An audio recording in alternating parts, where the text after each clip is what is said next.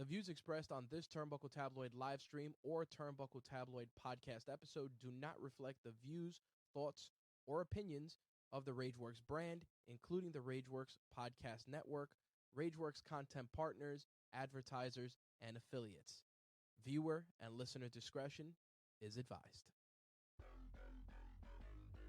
What's going on, everybody? It's your boy, Jay the Red Santee, host of Turnbuckle Tabloid. And as you know, here on our show, we are big fans of music. Pop, R&B, reggae, rock, whatever have you. We love to play it here on the show. But what we want to play is your music. And how can we do that?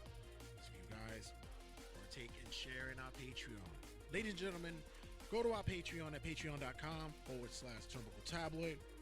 And just give us a small donation, and we would love to share your music on our show.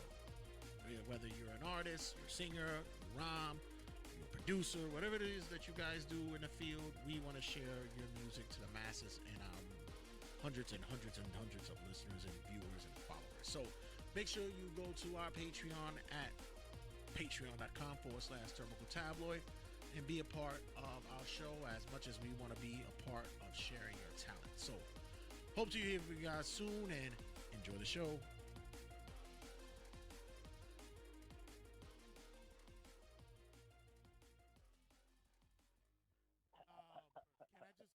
Can you cut an ID for me? Can you say this is Teddy Hart and you're listening to Turnbuckle Tabloid? I can't say that. You can say that, and I'll say I'm Teddy Hart. Okay.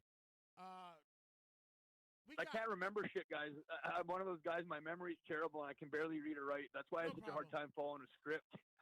This is Sorry. I got it right now. This is Turnbuckle Tabloid, and I'm with Teddy Hart, the past, present, and future professional wrestling, the greatest sport God's ever bestowed on this planet. Turnbuckle Tabloid. 3, 2, 1.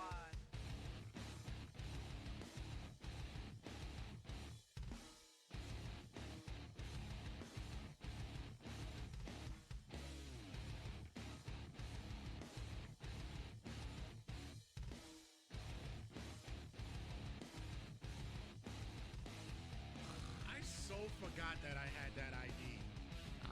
I wish you forgot it. I wish you forgot it more because that was god awful. I can't remember one sentence, so you're gonna have to fucking just throw me in there for one of my. I just want to say my name. They all can't be gems, ladies and gentlemen. They all can't be gems. And listen, we're the only podcast out here that promotes keeping the entire audio and not editing or clipping it out because that's not how we like it out here. We don't edit none of that. No. Fuck that. We want to give you the raw. Editing is to the bare minimum if have to. Yeah, I prefer drops unedited because it's fucking hilarious to hear them fucking botch it. It's great. My favorite one is the homicide one. What? We do it again, pa. Yeah. I love. Speaking of that, shout out to our boy Homicide this past week. He was on the show. Hell yeah, man. Great episode. It was. Guy always brings gold. He's fucking. He's very in tune on what his life is and as well as what's going on in wrestling. But he's also fucking fun as hell to talk to. So right. I want to. Anytime that we go to hang out and he's around, I love. Remember the night in ICW when we had the bottle and he pulled You're up. an ass. You're an ass that night. Homicide's walking back to the fucking locker room, and you know how like there's supposed to be barricades and like. I get called blanche though. You know, there's fuck out of here. You know how like there's like barricades and like people not allowed to like grab the wrestlers. My son Red grabs him by the shoulder and goes, "Yo, we drinking Henny right now, dog? We drinking Henny right now?" Got that bottle, son. And Homicide goes, "Yo, I'm gonna go get changed. I'll be right back." But I want you guys to think it wasn't when he walked in the back. This dude would hit his arm around him like down the ramp, down the aisle. Like camera's still rolling, everything. It's in the ICW show. There is footage of me grabbing Homicide, saying, "I got a bottle." You know, Red didn't give a fuck that night when in the middle of walking down the ramp. Shout out to fucking Cousin Blue who was there that night. He had the man. bottle, Yes, and he sure did. enough, what he did, Homicide came out and came right to us. Yes, he did. And he showed us, yo, it was good, yo. If he hears half of the word "Henny," like "huh," he'll be he's going. He's pulling up. I don't give a. He's pulling up. Yo, I got some hen. No hens. I have chickens. No, I fuck. think about it, man. Like I've had pretty much. I say it as much. I say as much as I do about me not being a fucking wrestling guy. I don't give a fuck about like taking pictures with wrestlers Right. or autographs and all that. But I do get kind of they do kind of They give you kind of a pass. Hell, shit, we have Teddy coming up on episode 204, and Oh, Jesus Christ. I had a conversation with someone about the whole interaction and the relationship we have with Teddy, and I'm like, we were at a fucking AEW show, and he recognized us. Yeah. Oh, we were at fucking an ICW event, and out of everybody, he hugged me. Like, Yeah, it's right. like, what the fuck? It's so weird. Well, from hugging to whatever you guys need to listen to. When you hear it on episode 204, when it comes around, woof. Can we call it the official meltdown of Teddy Hart? Yo, that would I can't. I have to for that episode. I know. I'm just saying. You gotta give you guys a disclaimer. If you were to give the listeners like 3 to 4 words on what to expect out of that interview, what do not miss it. Yeah, exactly. Do not. We got heat from the Gus. No. Tease the conversation. No, we got heat before when Teddy was on. Apparently, we treated him with kid gloves. I don't think we did. I think He said that. Well, not him, but other fucking outlets. We're talking about that we were marking out for him and we treated him with kid gloves. When in all reality, when we were talking with Teddy, was let Teddy go. We didn't fucking, And he actually, I don't know. He gives you the fucking show. Yeah. But This time around is like, nah, bro. Like it was. I sent it out to a couple of people early on because I wanted their thoughts about it because I wanted to make sure that we weren't going to send it out as we were trying to exploit as the a man. hate video. Right. It's more. It was an attempt at a conversation. Right, and not only that, there was genuine concern on our part. Well, I'm the first one to say that the entire time I listened, the first thing I said when we hung up that phone, I was like, "Yo, Red, you sound legitimately concerned about the man." No, it was genuine concern, and I wanted to make sure that we were going to put it out there so that people don't think that we're trying to put ourselves over and exploit the guy. No, this was more of an endearing concern and a cautionary tale, I guess you could say, that there is problematic situations with individuals mentally, and I think that this is generally a problem that we need to talk about and discuss. Yes. So I think this is when you guys when 204 comes around, you guys here. It's one for the masses. But other than that, we had a great conversation with Homicide this past week, and right now, my whole thoughts is I'm trying to create a penis. I want to go to Night City right now and create a penis. I have yet to do it yet. Tomorrow, I'm gonna go pick my. I'm gonna go get my Steam card and go buy it. The reviews are fucking. Yo, I feel bad though. The game's getting a lot of wishy-washy reviews, but the gaming community needs to do better. They really do. People who are reviewing the game under an 8 are getting death threats. Well, here's come on, it's a fucking video game. It's a video game, son. but here's my thing. I haven't played it yet, and for the most part, we're talking about Cyberpunk 2077, guys. The game with Keanu Reeves in the game. Hey, listen, and I know it's a wrestling show, but you know what? Fuck you guys who don't know if you're a loyal listener, you'll know our opening salvos are not about wrestling because we have to talk 4 more hours about wrestling. So give us a fucking break. Yeah, we are kind of selfish when it comes to the opening salvo because we do want to share. And mind you, I want to give this explanation as well before we get into the whole rundown of all the Cyberpunk and other shit. I got someone who messaged me and it was like, I enjoy your show. You guys remind me of Cornette. And wow, I said, that's a great you're compliment. not the first person to tell me that. I said, but here's the thing. Here's the funny thing about it.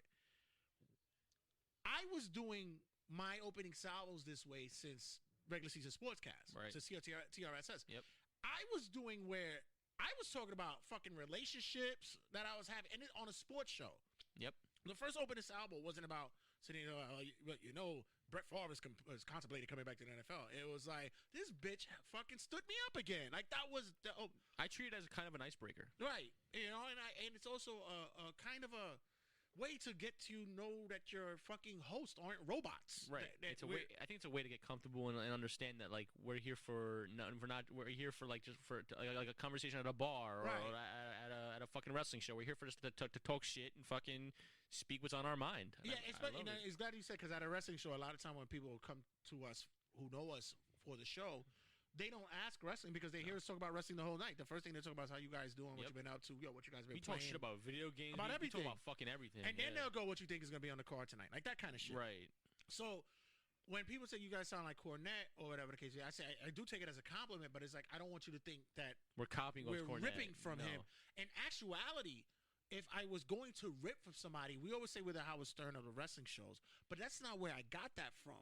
Yeah. Where I actually got it from was Dan Patrick on his show. Right. Dan Patrick was always about talking, they talk sports, but the opening of his shows was always about him and the Danettes and all that stuff. So that's where I thought, like, it's true. Like, I always heard wrestling podcasts and everything's like, hey, guys, welcome to Off the Top with your host, Michael Cheney, and today we're talking about Raw. Raw this week was terrible, and I'm like, that shit is so bland. Right. You want to run into, like, if you're going into a conversation, like if you're in a barbershop or you're at a bar, that's the way you want to get into a show. So I just want to give you guys a quick synopsis of whatever. It was 200 episodes down anyway, so I thought we should get an explanation. Right. And I was happy after because 200, we should finally explain to them what the deal is.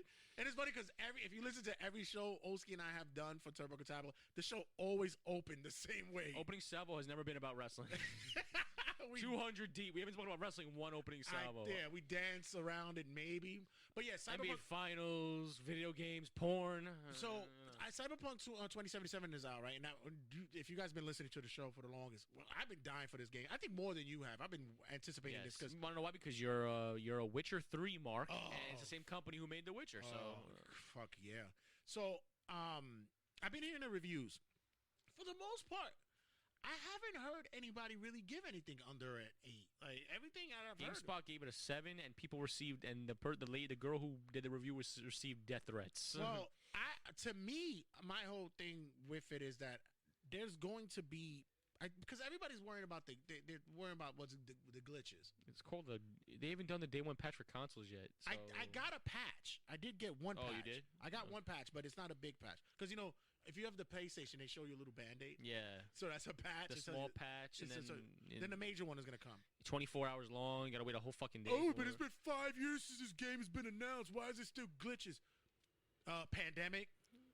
Like, have you not heard of Duke Nukem Forever? That game was It never came out. That game started production in the early 90s, and when it officially came out in 2012, it was dog shit. No, matter of fact, you're right. It did come out. It wasn't that one. It was the other one. Yeah, it came out. It was Fallout 3 on AIDS. It was terrible. It was fucking terrible. John Cena should have been in that fucking game. It was awful. But yeah, so they for the most part, from what I'm hearing from everyone else, like the IGNs or the I was waiting for Game Ranks because I love hearing the before you buys for Game Ranks, and I was in the middle of it before I got these fucking news that I got in my professional life.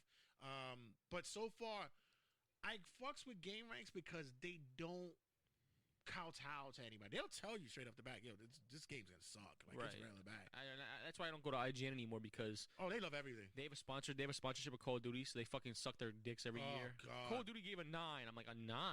Well, the other one I went to is because War Culture has gaming as well. Yeah. So I go to them because their bread and butter is wrestling. It's not video games. They don't give a shit. So they gave it a decent reviews. I think they enjoyed it. It was like even with the glitches that they still were enjoying it. I personally believe, but I don't know if you agree with me on this. Listen, like I'm seeing reviews and stuff, but this game is too big of a game to give me a review rushed. You can't rush this fucking game. Right. You would have had to have this game like 2 months ago. More than that. Yeah. Bro, the opening is like 10 hours. Is it prologue? No, I heard it was about 6. It's if you do the straight prologue, it says maybe about 6. It's about 6 hours, it's fine. Which is good. I'm like, so you mean to tell me we won't see a title screen? I guess not. You change your penis size. That's the main meme right now.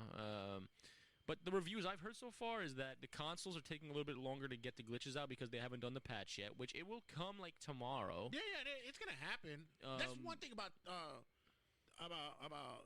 this company. They play no fucking games.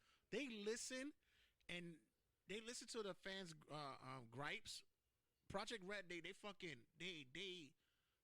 what they did with Witcher 3, because even Witcher 3 had its hiccups early on. But that shit is, in my opinion, is probably one of the greatest games that was ever made. Wow. Ever made. And I tell you missed out not playing that game. I know. That game is so. I picked it up. What? It came out in 2015. It was fantastic then. I played it. I believe it was 2018, something like that. The Witcher? Yeah, I think it was about 2018. Yeah, but it's a long game, so it took a while, but it was worth it. But that's when I picked it up. I started playing, and I every time I came home, that's what I was playing. I got on the shit. I didn't want to play anything else. Yep. I remember every single day, like, what are you doing playing The Witcher? So what are you doing playing The Witcher? I'm hoping that it becomes that with Cyberpunk, although yet I still haven't beat a lot of other games or played a lot of other games. But Yeah, I've been waiting for this. This is one I've been waiting for. I think this is the main one you've been waiting for. That one and is there anything else you've been waiting for? No, Not really. no. Just to get ready, just to get the PS5. But other than that, I was like, I don't really care. It's funny because when they were talking about making dick sizes, I said, you know what? I'm gonna make mine to the exact scale. I'm gonna do mine 11 inches with no hair. But I think that would be too arrogant to show off. It's probably gonna glitch. It's gonna fucking pop out. Like no, but I heard that you can't even what you call it, when you make a woman, when you make boobs. Yeah. You don't. Nobody sees it. In a game, you're the only one who could see that you have boobs. Like, What the fuck? You anytime- flat chested?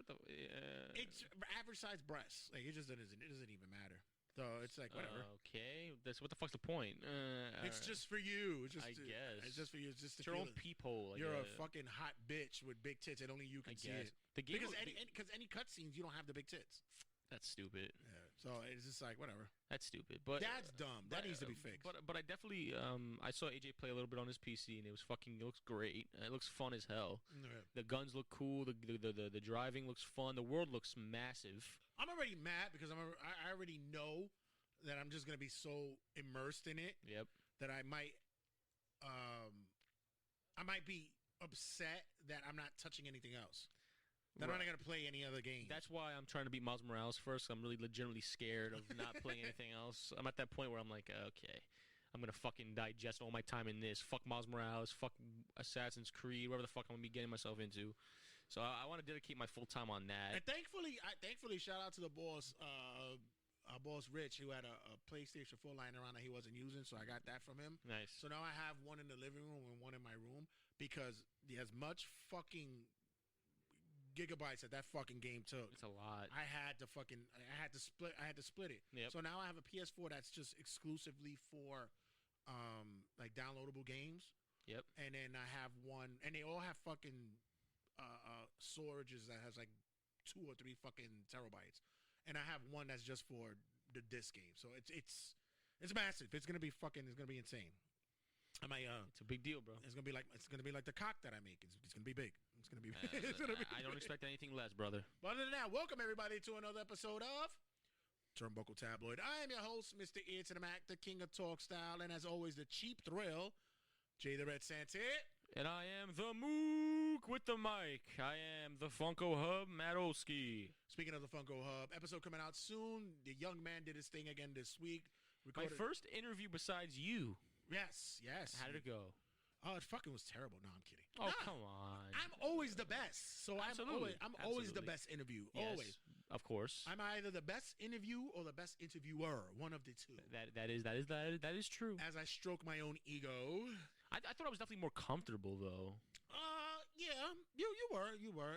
Like I said, I just get nervous. I've always had a problem with speaking in public. Like, you're having a conversation. I know. That's why I was treating it as. I wasn't nervous with him, so I think I was a little bit better. I mean, everything's about. Now I'm nervous about the other ones because I'm close to Nick. So now imagine the other ones I'm fucking not really that close with. It's gonna be interesting. Everything's about a learning process. That's all it is. Yep. I was having a conversation with my guy Fillmore from, quite frankly, the Howard Stern podcast. Which, by the way, if you're a Stern fan, he's signed for another 5 years. Yes, he is. The plus for that is I'm happy for my guys, and quite frankly, shout out to Sam and my lovely Samantha and Fillmore, who have another 5 years of material. But I know they're also dreading it because it's like, oh God, are you fucking kidding me? Sirius signed him for 5 years. 5 years. What the fuck? Why? 5 years. But are people still listening to Howard Stern for real like that?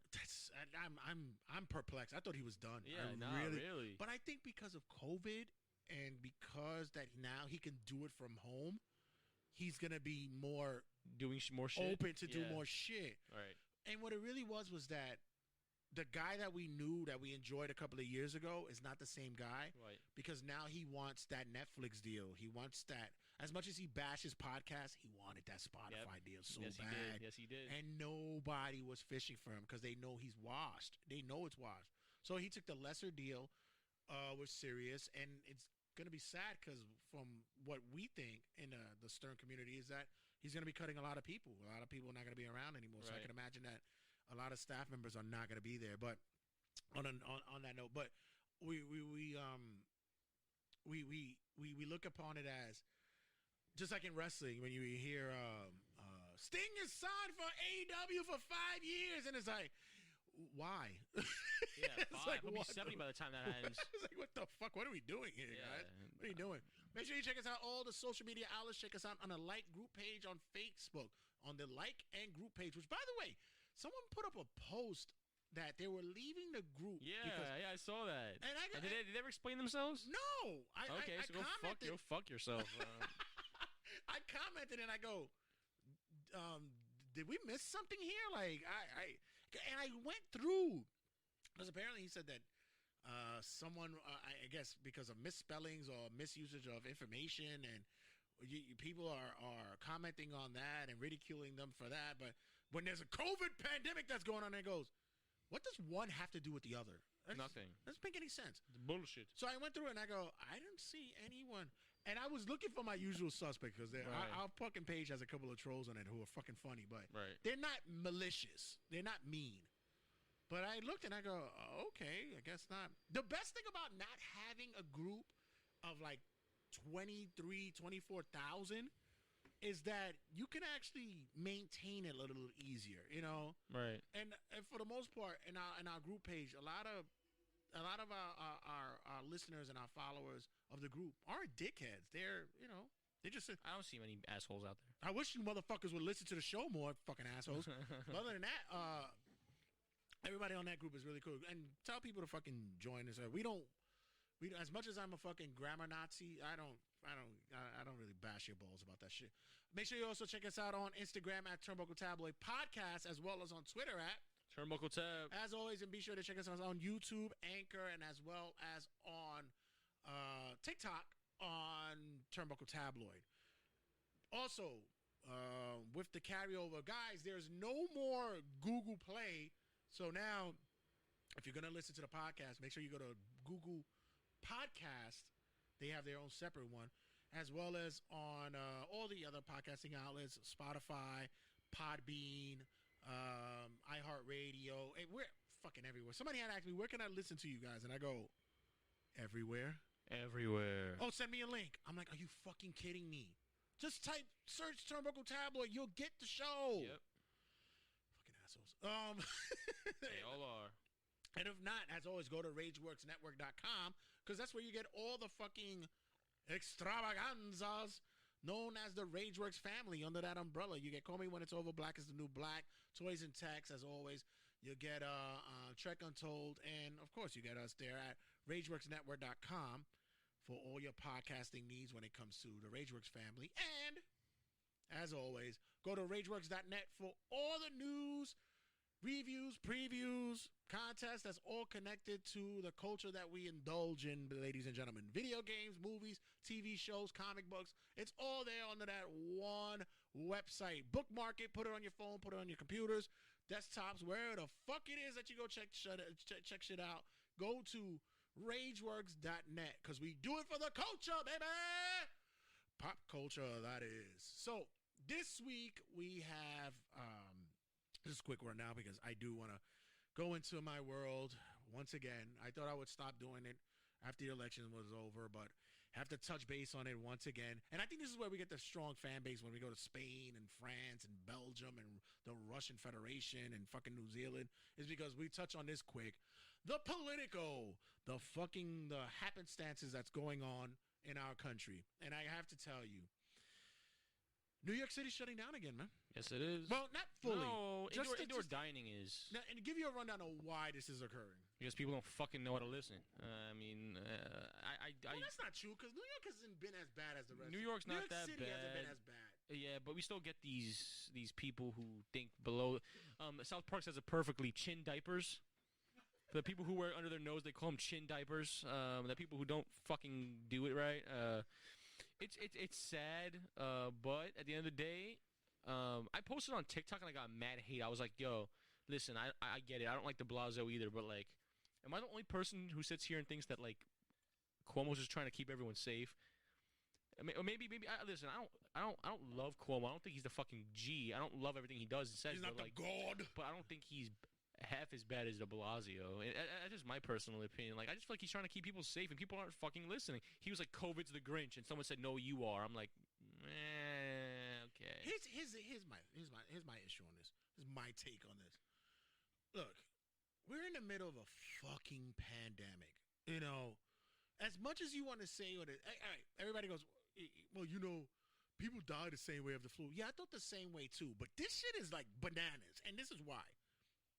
300,000 people in our country is looking like they'll be gone soon, right? Now, if you want to do the percentage-wise, you want to do an average or what it is, that's 5,000 people per state, if you want to look at it, per capita, right? Yep. 5,000 people per state. That's well, no, Butte. Let's say about wait, what's the math on it? I'm gonna do what's the dividing 300,000 by 50? What was it? Oh my God, I'm not good at math, so I can't tell you that. Yeah, give me a second. So you think about you have, because I was thinking like 500,000. No, it's less than that. So you have this amount of individuals dying, and you get maybe about 1,500 a day dying. Okay, 6,000. Is that right? Yeah, about 6,000. Right. 6,000 per state. I was kind of right. I was in the area. 6,000 per state, and you have about 1,500 on the average a day. That's fucking 9/11 numbers. You guys cried when you heard on a one-day event people dying. About 3,000 in total died for 9/11. That's crazy. That's the twin. That's Right. a World Trade. That was the plane in Pennsylvania, and that was at the Pentagon, and that plane as well, right?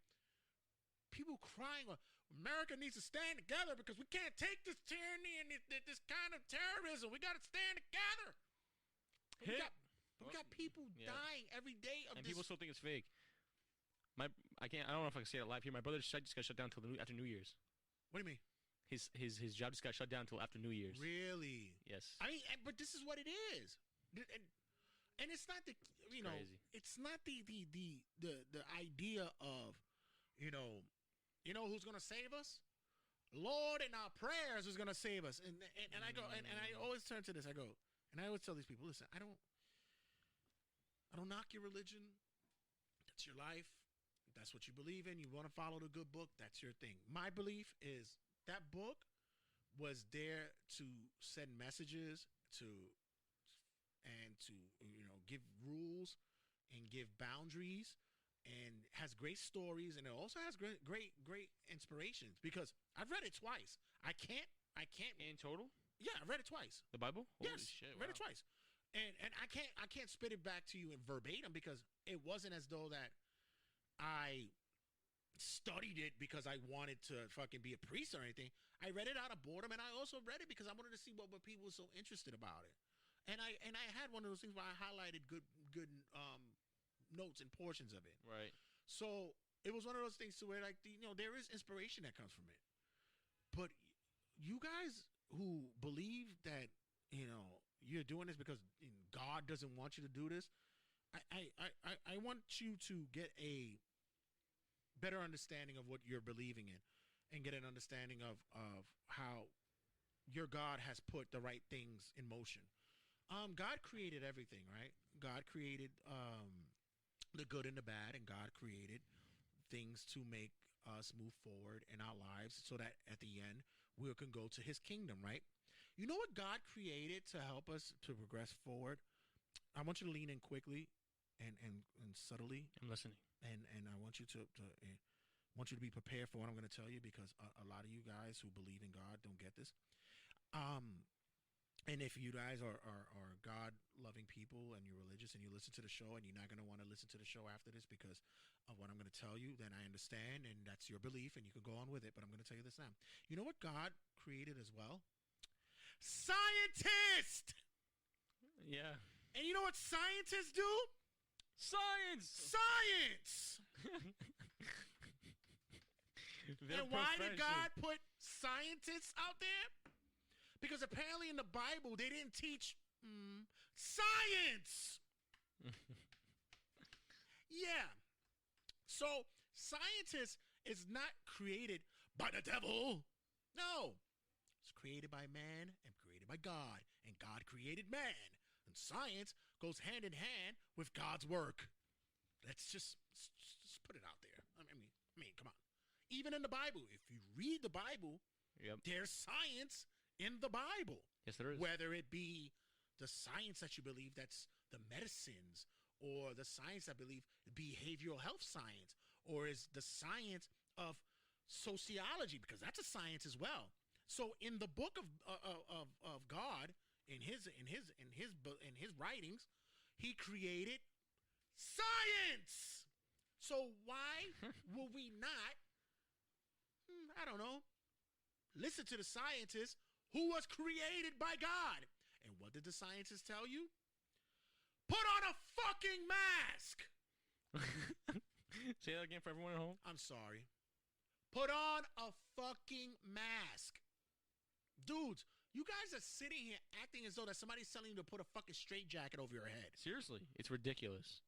It's fucking ridiculous. It doesn't make sense. This is all a big pissing cuts. And then you got assholes like this fucking numbnuts in Staten Island who's a bar owner who didn't want to shut down his fucking bar. Then the marshals come in to shut you down. And what happens? This guy runs over. He hits a marshal with his car. And you know what happened to him?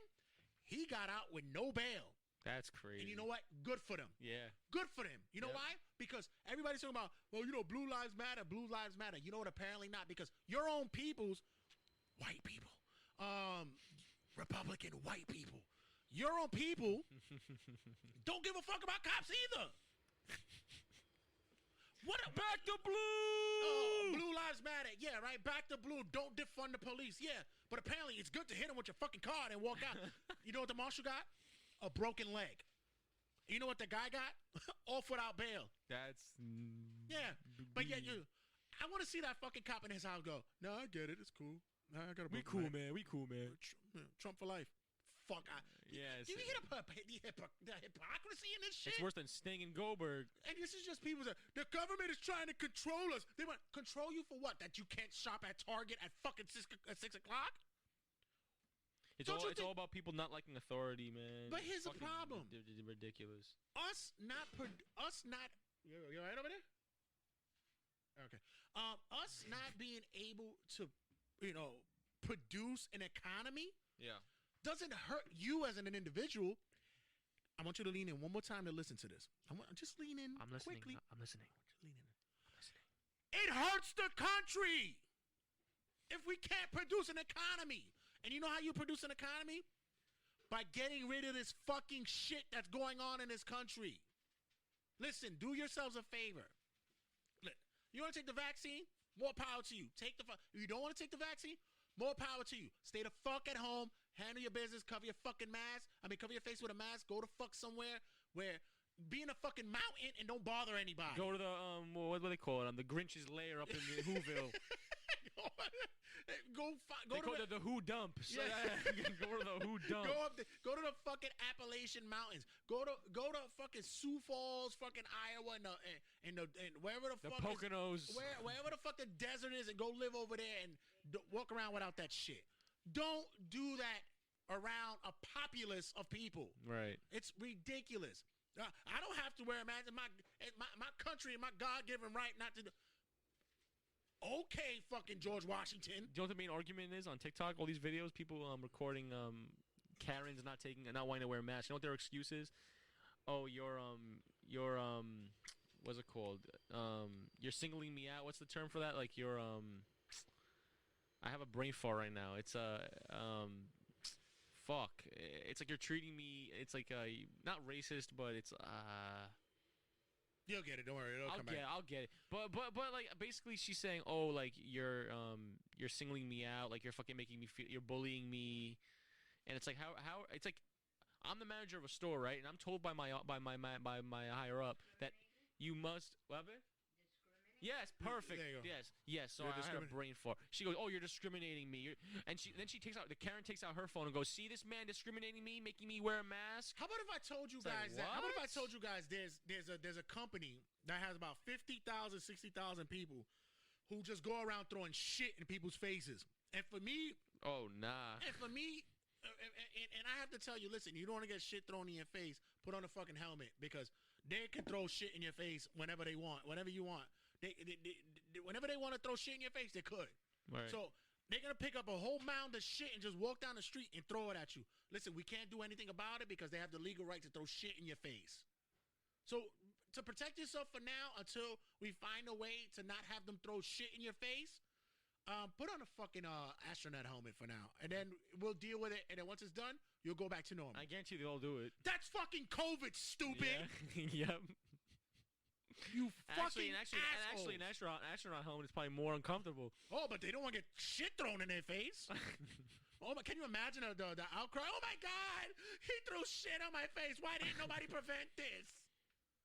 So fucking ridiculous. I swear. At least you get it, because everyone else That's the doesn't. problem. Everyone else doesn't. But I told you, these are people who just don't. I was listening to a story where there's there's this preacher who they tell him this is, first of all, his first lie was, the reason why that we have our congregation outside is not because we're afraid of COVID, is because our congregation got bigger. No, stupid. You're fucking scared. And you just don't want to show your fucking your parish that you're fucking scared.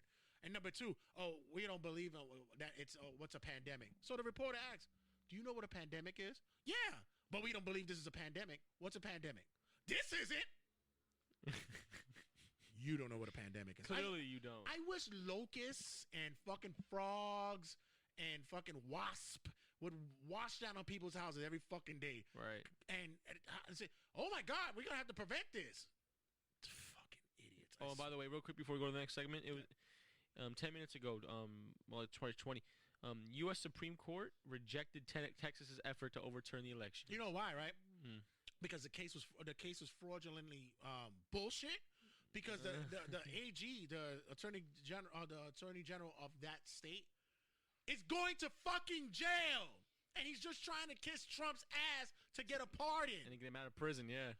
He's a and all you, I love you fucking, and like I said, it's not the Republican Party because Trump supporters. There's a difference. There's a difference. Are not fucking Republicans. No, they're not. They're not. And for all you guys who sit there and suck Trump's balls, he's fucking playing you to the fullest. How can a billionaire ask money from you? Yeah. And you guys still pay. And you gave him money. He's a billionaire. You gave the man who flexed billions of dollars in front of your face and he's richer than you money. Think about that. This man hoards all the fucking fast food companies in the world, let's just say. But he still comes to you. Can I get a French fry? What? When you only ordered a small. Other than that, ladies and gentlemen, what we have on deck this week, episode 203. 203, we have, of course, Wrestling Rundown, much stories to be told. I have a couple of stories on there. We have a passing of a wrestler, but an actor as well. More of an actor than a wrestler, but he was impactful during the early 90s, late 80s era. We'll discuss that, as well as what we saw in wrestling, which is around the square circle. We'll talk about that as well. Have a few notes about a couple of podcasts I heard this week, and Jericho's a bit of a hypocrite when it comes about talking about Pat Patterson. But what do you have on your end? I watched a couple of YouTube videos. Wrestling with Regret again. He's back. Finally got back with Wrestling with Regret. Yo, I love how he tried a new facial hair look and it failed, and he went and shaved it off the next day. Maybe I should do that. Maybe AEW and Impact. We're actually going to review Impact this week. Can't believe we're saying I know, that. right? And AEW gave us the exact same promo, so that's going to be fun. And Wrestling Rundown is going to be interesting because supposedly Vince McMahon has brought the likes of Keith Lee and Otis to training in the Performance Center. So he is not happy with their performance, supposedly. I guess so. That's gonna be the main story because Vince is fucking a nut job. You don't send Nia Jax to the Performance Center, but you send Keith Lee. All right, we'll talk about that later. And I know I have a conversation about that too as well. And also, For episode 204, we're having our conversation. This week on 204, cutting a promo would be the art of the no-sell. Yeah. Do we not give a fuck about selling anything anymore? Supposedly Pat McAfee's the only one who does. Yeah, apparently so. Like, what am I missing something here? So we'll talk about that as well as our intense conversation. Oof, it's a must listen, guys. I'm sorry about last week. Last week we did tease the conversation that we were going to have with Hank Flanagan for Hank's Happy Hour, but as they do in talk shows, things get bumped. Hank will be here the following week to do his year in review. But we had Homicide on. We got to make sure we get that episode out. Not to say that Homicide and Hank, that there's any greater, but I felt on my end that since Hank was doing the year in review, that it would fit towards more at the end of the year. I agree. Also, ladies and gentlemen, we have an announcement that starting next week, we will be throwing out there for you guys. The Tabby Awards are coming back! Whoa! The Tabbies! On our group and our like page, the Tabby Awards will be giving you guys the opportunity to give your nominations for our categories this year. Our explanation and our rundown of how this can occur will happen next week on our Facebook Like and Grooves page. The Tabbies 2020 returning. So, guys, when we come back, we have much more in Soul. So, guys, don't go anywhere. Stick around. We will return.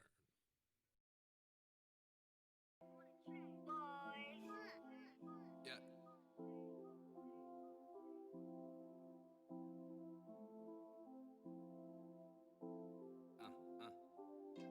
How can I be mad when they don't see me? Won't be nothing new, I make it easy. Even when they switch up, I'ma stay me. Only difference now is this motherfucking tune that I'm singing. Cell phone ringing. Section lit, we off the shit. The bottle girl won't stop ringing. Bottle after bottle. Right after we cut, we throw a party in the towel, yeah. You can't fuck with us, you get your numbers up. You see us making moves, you interrupt the mood that we in. Knowing that I got the tunes and hooked up to my ops code. Why the fuck my cell phone won't stop ringing? Came home leaning. Wanna chill for free, but that was not in the agreement. Paying for my time is how I see it. Talking about the real, you know I be it. Hiding my feelings can never ever be my flaw. I tell it like it is, like my brain function from my jaw.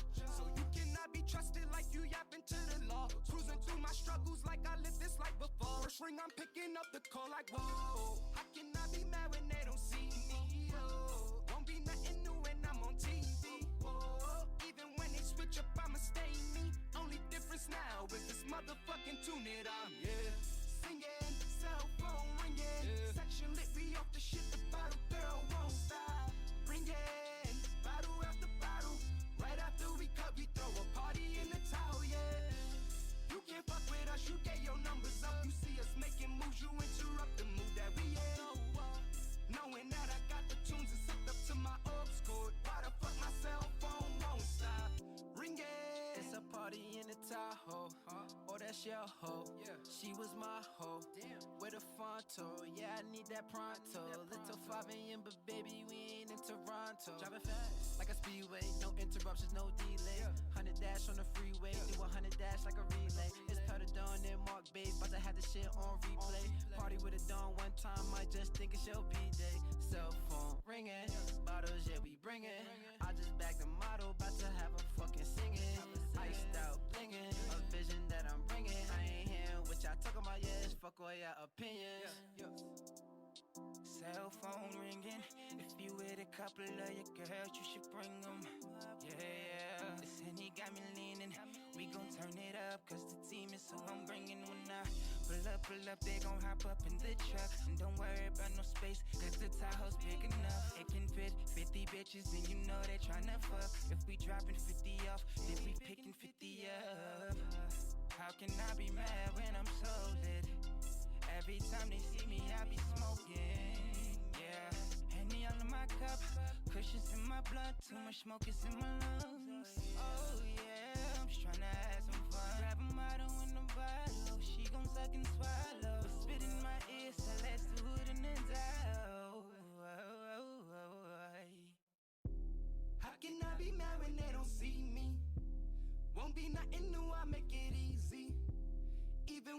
switch up, I'ma stay me. Only difference now is this motherfucking tune that I'm singing. Cell phone ringing. Section lit, we off the shit. The bottle girl won't stop ringing. Bottle after bottle. Right after we cut, we throw a party in the towel, yeah. You can't fuck with us, you get your numbers up. You see us making moves, you interrupt the mood that we in. Knowing that I got the tunes and hooked up to my ops cord. Why the fuck my cell phone won't stop ringing?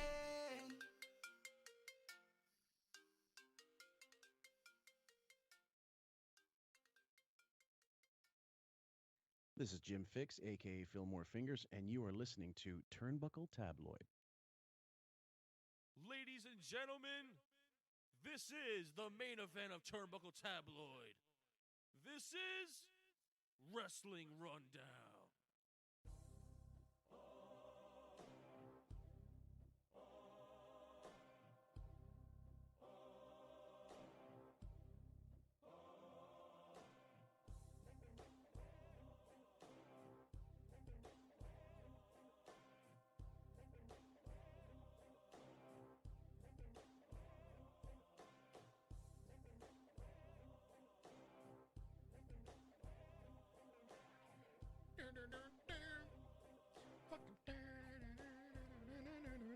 Isaac, let me ask you, and it's not to throw shade at anybody, but it's just me inquiring about something. Yeah.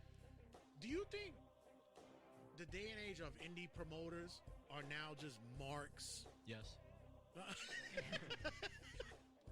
Marks just getting into business just to be in the business, or they have no education of the history of what wrestling is supposed to be about? They don't have the experience or know the right connection. Or is it just that they're saying, I'm in a wrestling business now? I think it's for the Very clout. privileged. It's got to be for the That's clout.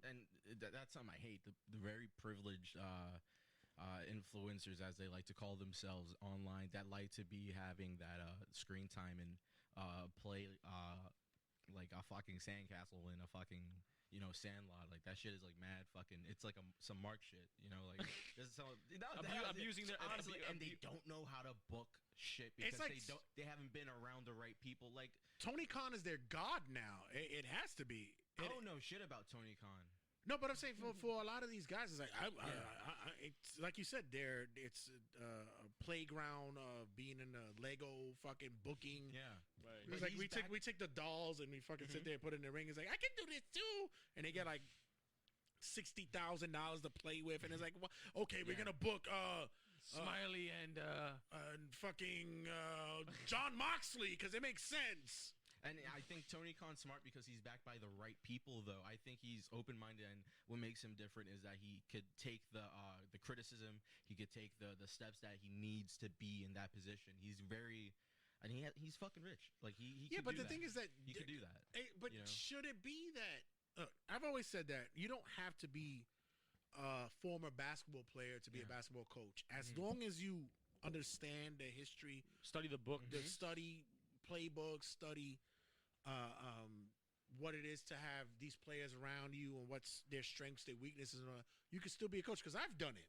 And what's sad is that Right. those type of promoters that do have the no experience are so privileged in their own mind that could go on to someone else, like duplicating them. You know what I mean? Like that means some mark could get another mark, quote unquote mark. I hate saying that word, but you know what I mean. You take one mark, and that mark teaches another mark how to be in his position, and it spreads out. So that's even worse. It's like COVID. You know what I'm saying? You have to Sounds like actually COVID. It fucking go through a spreads. school process, like for at least 2 years minimum, or at least talk to some of the best people you can find in your local indie area. Like No, the reason why I say is because we had a conversation with Homicide in the last episode, and he brought it up. He said it. He says marks aren't. He says I changed my thought and my beliefs on who a mark is. Marks aren't the guys who support me and buy my merch and all this. Marks are these promoters that think they know what the fuck they're doing. And when you come to me to tell me how to run a match or how to put together a match, and you have no idea what wrestling is, you're just there to tell everybody, yo, I run a wrestling show. Yeah. So you're a fucking mark. Get the fuck out of here. Yo, you're a fucking mark, yo. Get the fuck out of my face, yo. Fuck out of here. I had one of his last matches, and I went up to him and I said, dude, like, it's all you.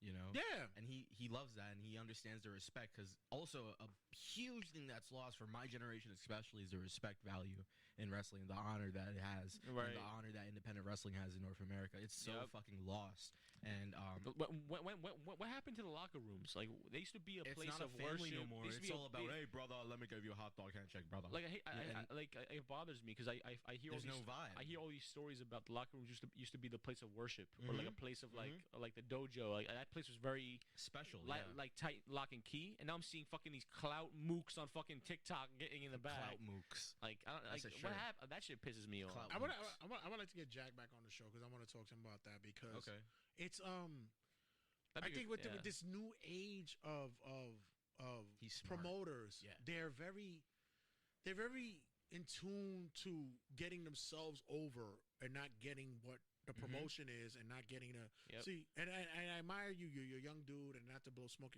up your ass because we're family or whatever. But you only came out to say that you're a part of VXS because it was like, you know, it was already getting heat from it. Yeah. And it's like, yeah, I'm doing this. Yeah.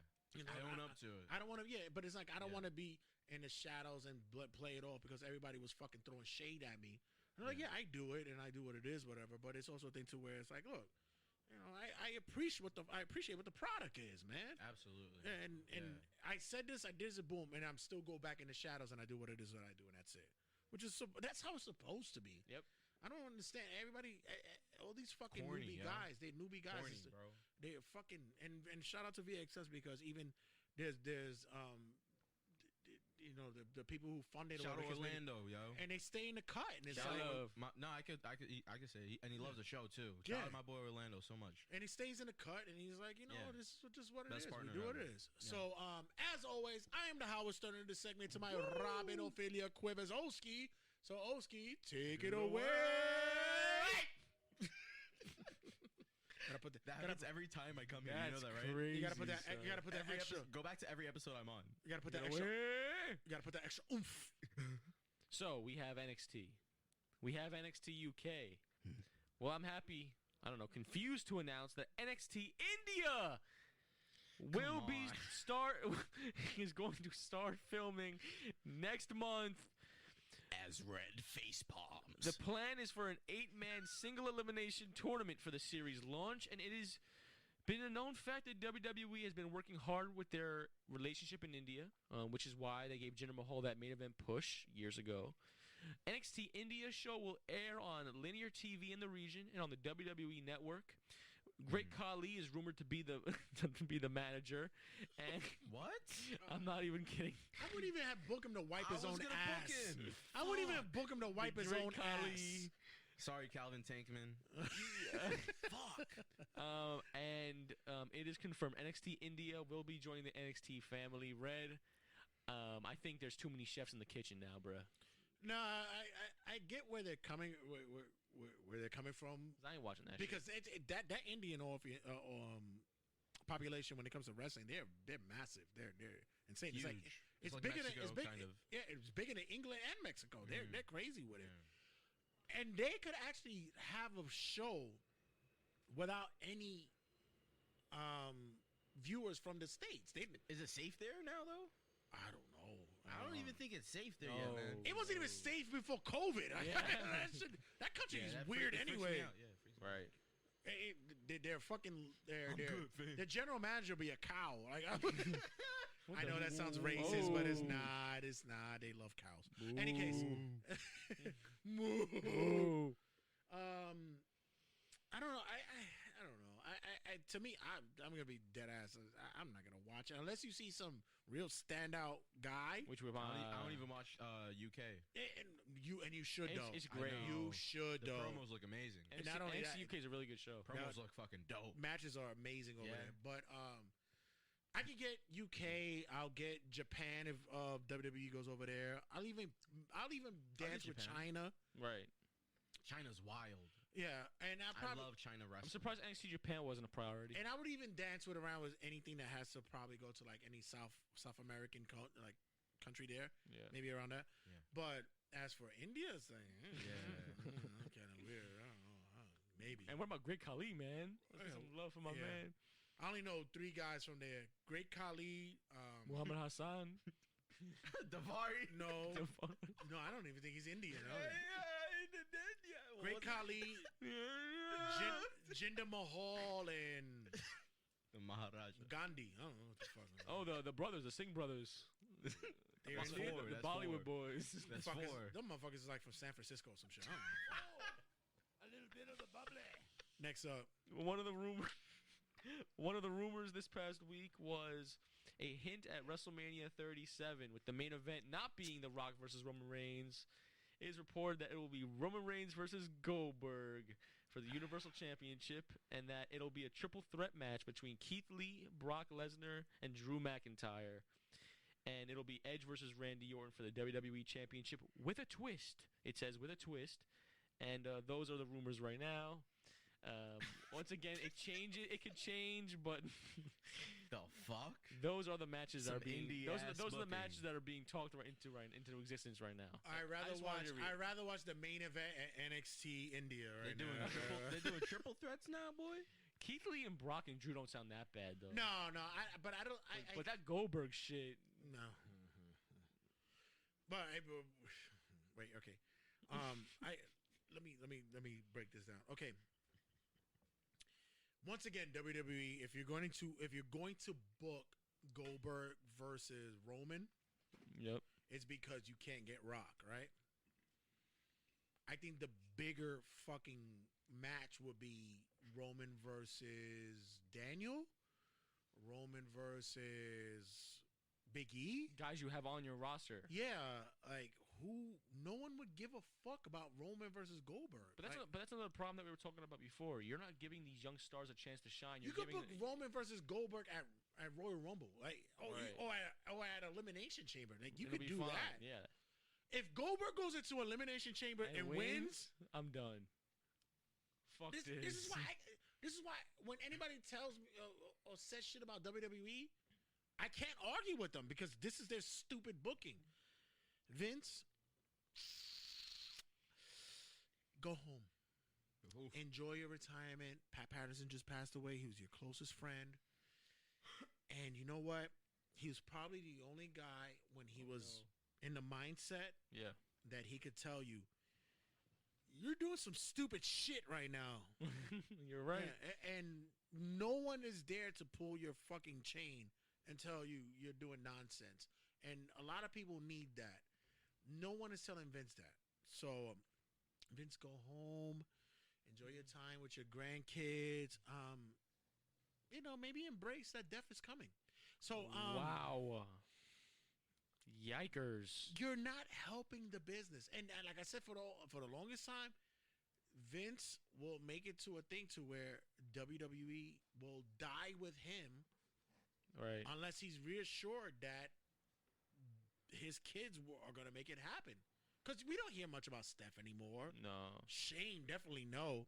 Every once in a while. And then there's stories that Triple H's NXT product and WWE's creative is going head to head. Especially when it came to the fact that Rhea was supposed to go over at WrestleMania last year. And didn't happen. So I think the bigger match is I think the match they should go with is Roman and Big E. I think put Big E over at Mania, man. I think that would be the better thing, and then that would make him a superstar. And it would also progress the story after. You don't hurt Roman by doing that. No, you don't. You want Big E to be a star? Put him over at Mania. That's the way to do it.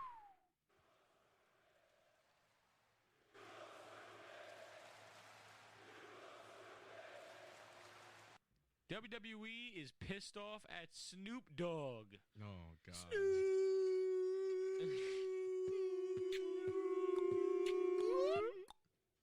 What's up? Yeah. Why? As noted last week on AEW Dynamite, Snoop Dogg will be the special guest for the January 6th episode, and WWE officials are pissed. Why? So pissed, as may I say, they deleted Snoop Dogg's new merch that just came out on WWE Shop. It's officially off the page. Why? Some in the company were surprised to see him advertise for Dynamite. Mm-hmm. Because they're pissed, they took off, like, literally a week ago, they announced a new Snoop Dogg and Undertaker collab. Yeah. They already took it off the website. Wow. And are pissed off that Snoop Dogg, after being a friend of the company for so long, went to AEW. But once again, why? I don't know. He's a fucking independent contractor. He do whatever the fuck he wants. Right. That's what you would think. He thinks because like they're cousins. He's cousins with Sasha. But you're stupid if you invested money on making this product, and then you're gonna take it off the shelves. That's stupid. That's dumb. Right. And especially when people were buying into it. So the people who just bought it now could fucking sell the shit on resale for triple the price now, because it's a rare commodity now. That's dumb. WWE's stupid. They really. I don't know. But like, out of all things to complain about, you're pissed off that that Snoop Dogg is on a different show.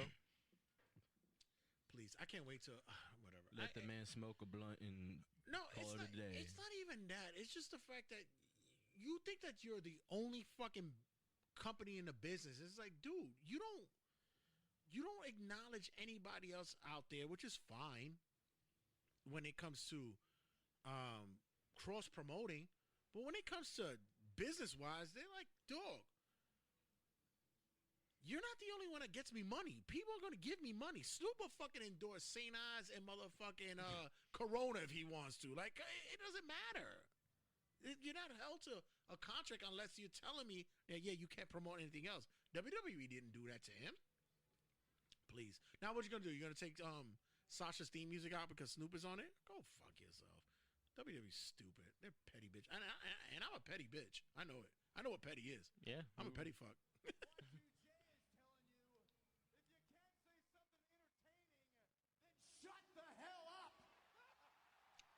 CM Punk was on a podcast on Lillian Garcia's podcast. Was it Lillian? No, sorry, it was Renee. Renee's, yeah. Renee's podcast. And Renee Paquette. Renee Paquette. And he was asked multiple questions. One of them was his response to Pat McAfee saying he was a genius. But Punk was asked if he thinks wrestlers will unionize. And he said, no. It's because there's no such thing as the boys. It's a trope. You know, they say we're on the road and these people are our family. But once you're out of the bubble, you don't hear from anybody anymore. Those people don't pay your bills. There are always going to be a handful of people that will undercut everybody else, basically saying there's no such thing as the boys. Well, loyalty. He also said that Dana White treated him way better than Vince ever did. And the main thing he spoke about was that he would wrestle one day for a stupid amount of money, and he wouldn't care about the promotion. And people are saying that he's pissed off no one's talking about him. Well, what he mentioned was, because I was going to save it for Around the Square Circle, but we could talk about it now. What he did say was, because I heard the podcast, what he said was to go back to WWE, the money is there immensely. If you wanted it, it's there. But the majority of the guys that's on that roster, he's wrestled already, and there's not anything really with the guys that he hasn't wrestled enticing to go back to. Whereas in All Elite, there's guys that he could have angles with, because a lot of those guys he's never been with, and plus he could do a lot of one-shot fucking runs with them. Yes, he could. Which I get, I understand. Right. I see that. He's in his 40s now, man. And but his whole idea is that nobody's talking about him. It's because he did that. He didn't. Listen, there's a lot of guys that want to stay relevant. His Twitter, in which he loves to go on at player/coach at Twitter. I used to follow him, but I got so mad. I got pissed off at him. Damn, you broke up with him or some shit. I'm such a scorn lover.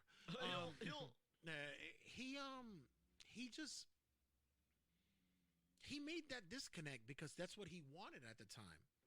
But my thought, I ask you, would you want to see Punk come back? Yes.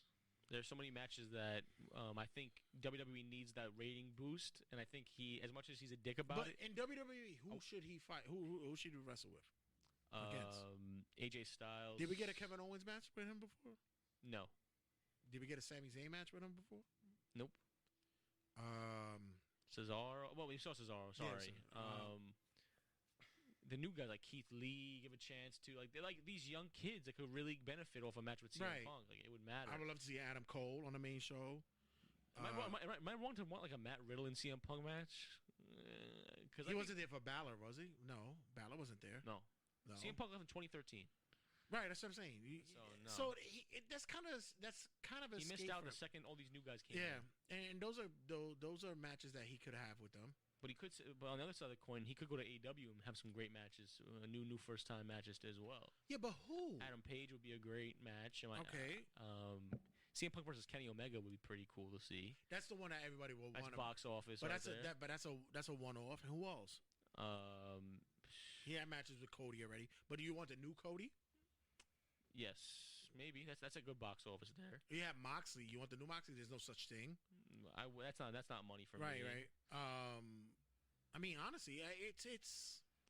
But I think there's more opportunities in WWE. But are they going to do it right? Now, here's the question: do you think Punk will come back? Yes. Okay. There's no way he goes home. At the end of when he gets to his 50s and goes home and goes, I was happy with the end of my wrestling career. I think he's subtle though, because I really don't think he gives a fuck about wrestling anymore. I think he's very he's subtle with his play on how if he likes the game or not with wrestling. Yep. But he watches every week. I think he really is prepared to settle down and say, I could walk away from wrestling and not give a fuck. I think so. But he said if the story's good, which I think one day it will be approached to him a good story. Sorry. I think a good story will be approached to him one day. I think the money will be right. And depending on the company, it's he's got to have control of it. Yeah, and there's no way he's not going to. Which, by the way, the fact that we're even like on his. It bothers me sometimes that like CM Punk became such a badass that we're like saying, oh, we need him to come back. No, I don't need him. Not us. I'm talking about the fans. Like, oh, we'll do this. We'll fucking paint his nail. We'll fucking kiss him on the cheek. But he was a creative dude, and he has to have some carte blanche. He didn't really have any angles that wouldn't have worked unless he was involved in it. Him and Laurinaitis was great. People Power was fucking awesome. Of course. So. Yeah. Because I sunned you. Congratulations to superstars Becky Lynch and Seth Rollins as the couple announced the birth of their baby Rue. Yes, Rue. Not the kangaroo from fucking Winnie the Pooh. She wrote, "Welcome to the world." Whose baby is this? Seth Rollins and Becky Lynch's. It should have been Isaac. The couple are happy, but people are saying they're better say fuck this. When's Becky coming back? That's the question. That's all anybody gives a fuck about. Fix your uterus and your pussy. Come back. That's literally what people are saying. Can you imagine she just dropped the kid and she fucking comes out at 30 at Royal Rumble? I'm ready. That's crazy. Does she win the Rumble? No. I would the crazy thing would be the crazy thing was that like this is what people want and it happens. I'm like, are you fucking kidding me? This is thirsty. But I tell you this, I would not be surprised, and this is what I'm picturing.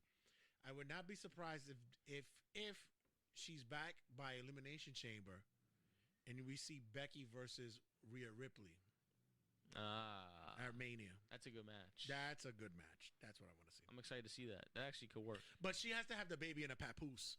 She has to during the match. The baby has to be in a fucking in a baby carrier during the match. So the entire fucking time, bro.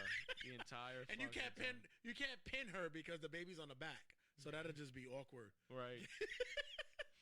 Oh, shucky ducky.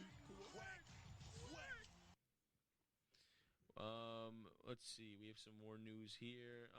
What do you think about what is this news here? It says this is a quick side story. Trey Miguel came out as to why he didn't get signed with WWE. It's because he has supposedly he has a kid with disabilities. It's his personal. They wanted to sign him basically. Right. Triple H said he wanted to sign Trey Miguel, but because of personal issues, he had to turn it down right now. So that's a quick update on that. Okay. Because we asked about it in the last episode. Yeah. Like, what the fuck was there that? is a rumor that when Charlotte comes back, her and Andrade will be the newest power couple, and we'll be using Charlotte's hype to get Andrade over. Is that a possibility? Like I said, when it comes to WWE, I hate real life couples on TV, man. Nothing's far fetched, but it kind of sucks. Is like when you hear the stories on how Rhea should have went over on Charlotte and they didn't have it happen. Yep. And it's basically you using her clout to get her man over. Yeah. I hope this would like be a story for like a month, and he turns around and be like, especially the Latin guys, like, bitch, I don't need you. Oye, pendeja, Right. get the fuck out of here. I don't need you. Fuck you. Fuck out of here. Cabrona. Ve pa' carajo que se mierda, coño. Unfortunately, after that amazing moment, I have to announce the unfortunate passing of Tommy Lister, aka known as Debo or Zeus. Passed away this past week. He was in No Holds Barred. In No Holds Barred. Damn. Red, what do you think about That's Zeus? my guy, man. Zeus But your G? oh, that's my dude. He But was not only awesome, that, you man. got to think about. Not only was he Zeus, he fucking played not only Debo. He was the president of Fifth Element. A great. Have you ever seen Tiny. Fifth Element? Yeah. No. Hell yeah. Wait, what? Hold on. You've never seen the Fifth Element? No. Jesus fucking Christ! I gotta sit you down and watch some shit, bro. Strap me up, literally, like fucking put my keep my eyelids fuck? open. Yeah, bro. Isaac, Haven't seen it. do we have to talk to him about some We shit? gotta talk to you, man. I'm sorry. It's all good. He plays the president and Fifth Element. You saw the Dark Knight, Yeah. right? He played the prisoner on the boat. Okay. Wait. The Dark Knight Rises. Yes. Yes. He's the prisoner on the boat that Right. takes the. Oh, that's him? That's him. Oh, God. Yeah, If I knew it was Zeus, I would have fucking laughed my ass off. I didn't. yeah, but he's done a lot of movies, man. He's been in a lot of shit, man. And The Token. The Token. No. With Terry No. Crews. Terry Crews. Maybe he was. He was the first Terry Crews. He was the first Terry. He was so buff. If you see him, Matt, you would know. He was also. And people don't Like understand. in the movies, you would automatically know the scene we're talking about. When he left WWF at the time after the run with Hulk Hogan and Macho Man and all that stuff, he went to WCW. He was the Z-Man. The Oh, Z-Man. hell no. He was the Z-Man there. Oh, hell no. That shit was lit, man. But The Z-Man. But everybody, like I said, everybody knows him as Debo from fucking Friday, which is a great fucking role. And, I gotta see that again, man. yeah, it's fucking I gotta phenomenal. see It's that unfortunate because they found him a couple of days after they did a wellness check because I believe his manager hadn't heard from him when they went home to his home and they found out that he had passed away. So he was already like donezo. So Yikes. 62 years old, well liked. A lot of the wrestlers like Hulk Hogan and the guys in the business gave love and shouted him out and such. But yeah, Tommy Tiny Lister passed away. He was in also in a movie called Posse where he played a character called Abobo. It was fucking awesome. I loved it. Abobo? Abobo. So our condolences to him and his family, and goodbye to Zeus, the Z-Man, and Tiny Lister.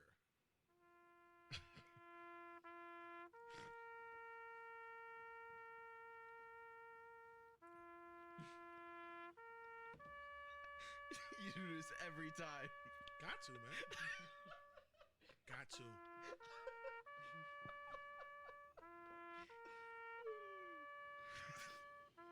I want to get so big. He would have been laughing though. Yeah, I want to He get could take a joke. I want to get so big that people actually write to us and be like, "Yo, that's fucked up. Y'all laugh when Taps was playing." That's how big I want to They're get. laughing. They don't want. Once they do that, I know we made it. These fuckers are laughing during Taps. You sons of bitches.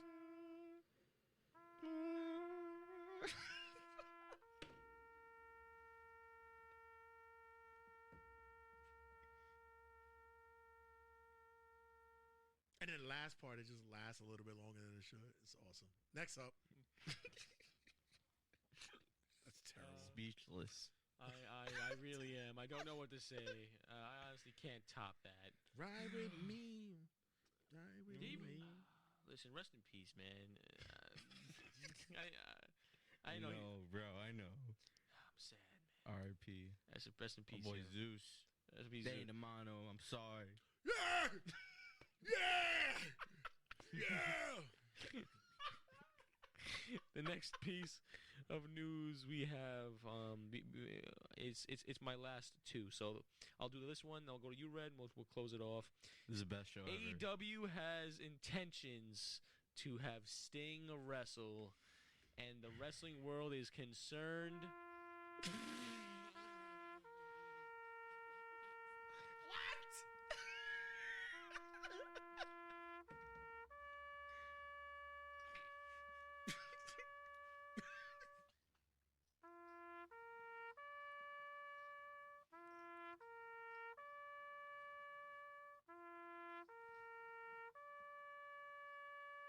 The fuck are we doing, ladies and gentlemen? We really want to put a 61, 62-year-old man in the ring? Who has a really bad neck injury? What the fuck? It's Sting! Sting is planned. Sting. It is rumored that What Sting. the It is fuck? rumored that Sting will face Darby Allin for the TNT Championship.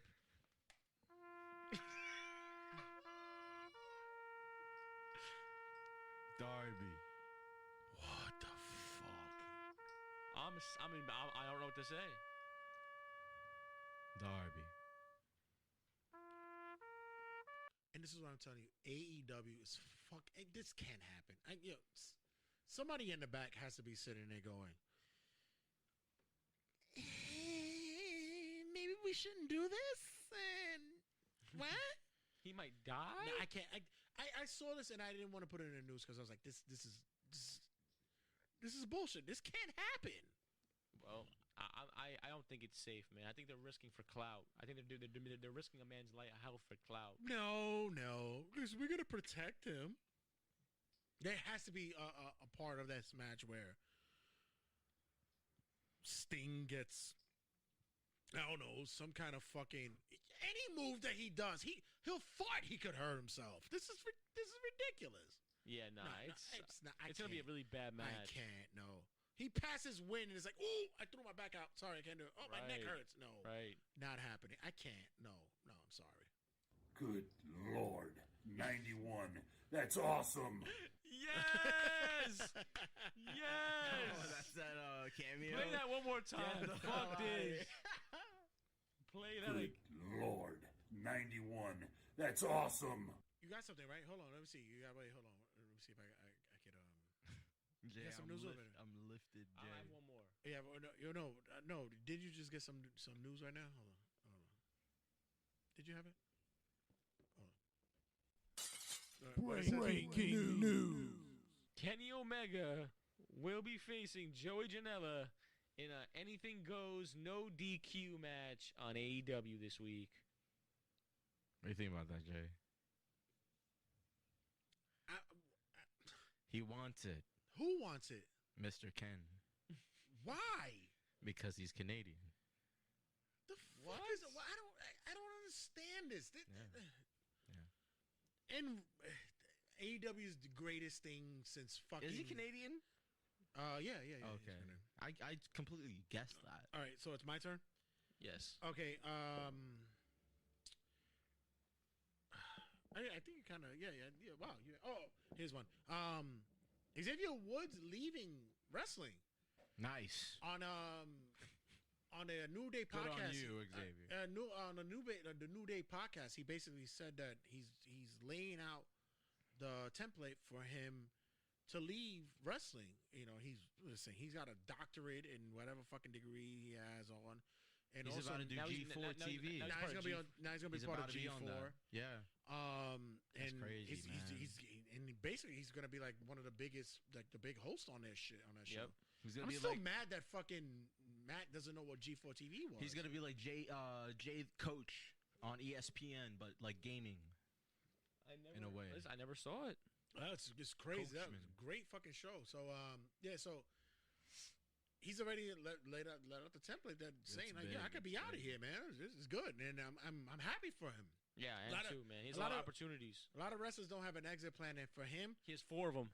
Yeah, he has a lot. Yeah, and honestly, it's a great thing to where he's able to do this. But you look at a lot of other wrestlers in WWE, they don't have that exit plan because Vince won't let him do it.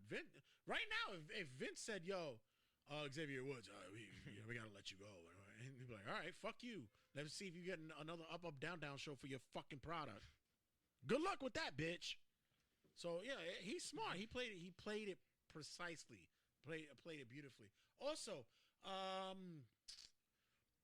would like to Isaac's takes on this one. Shoot. Where the fuck is House of Glory? This is crazy. I was going through a year. I was going through my memories on Facebook, and Master P bought the whole John. Yeah, but the other thing is like the school's open. Nothing. The school's open right now. They're training. Are they training? They just started training like this week. But literally. But who? Shit, I don't know. Rumor has it that Ken Broadway is gone. Is this like he's retired from wrestling? I talked to him. Is he gone? Yeah.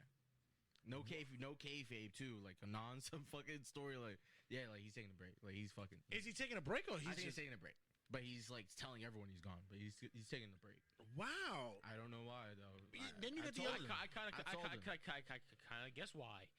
Shit sucks. A year wasted. Other talent in the school. By the way, I gave him an opportunity that he said he wasn't ready. But he can't. I don't know, man. This shit is. But crazy.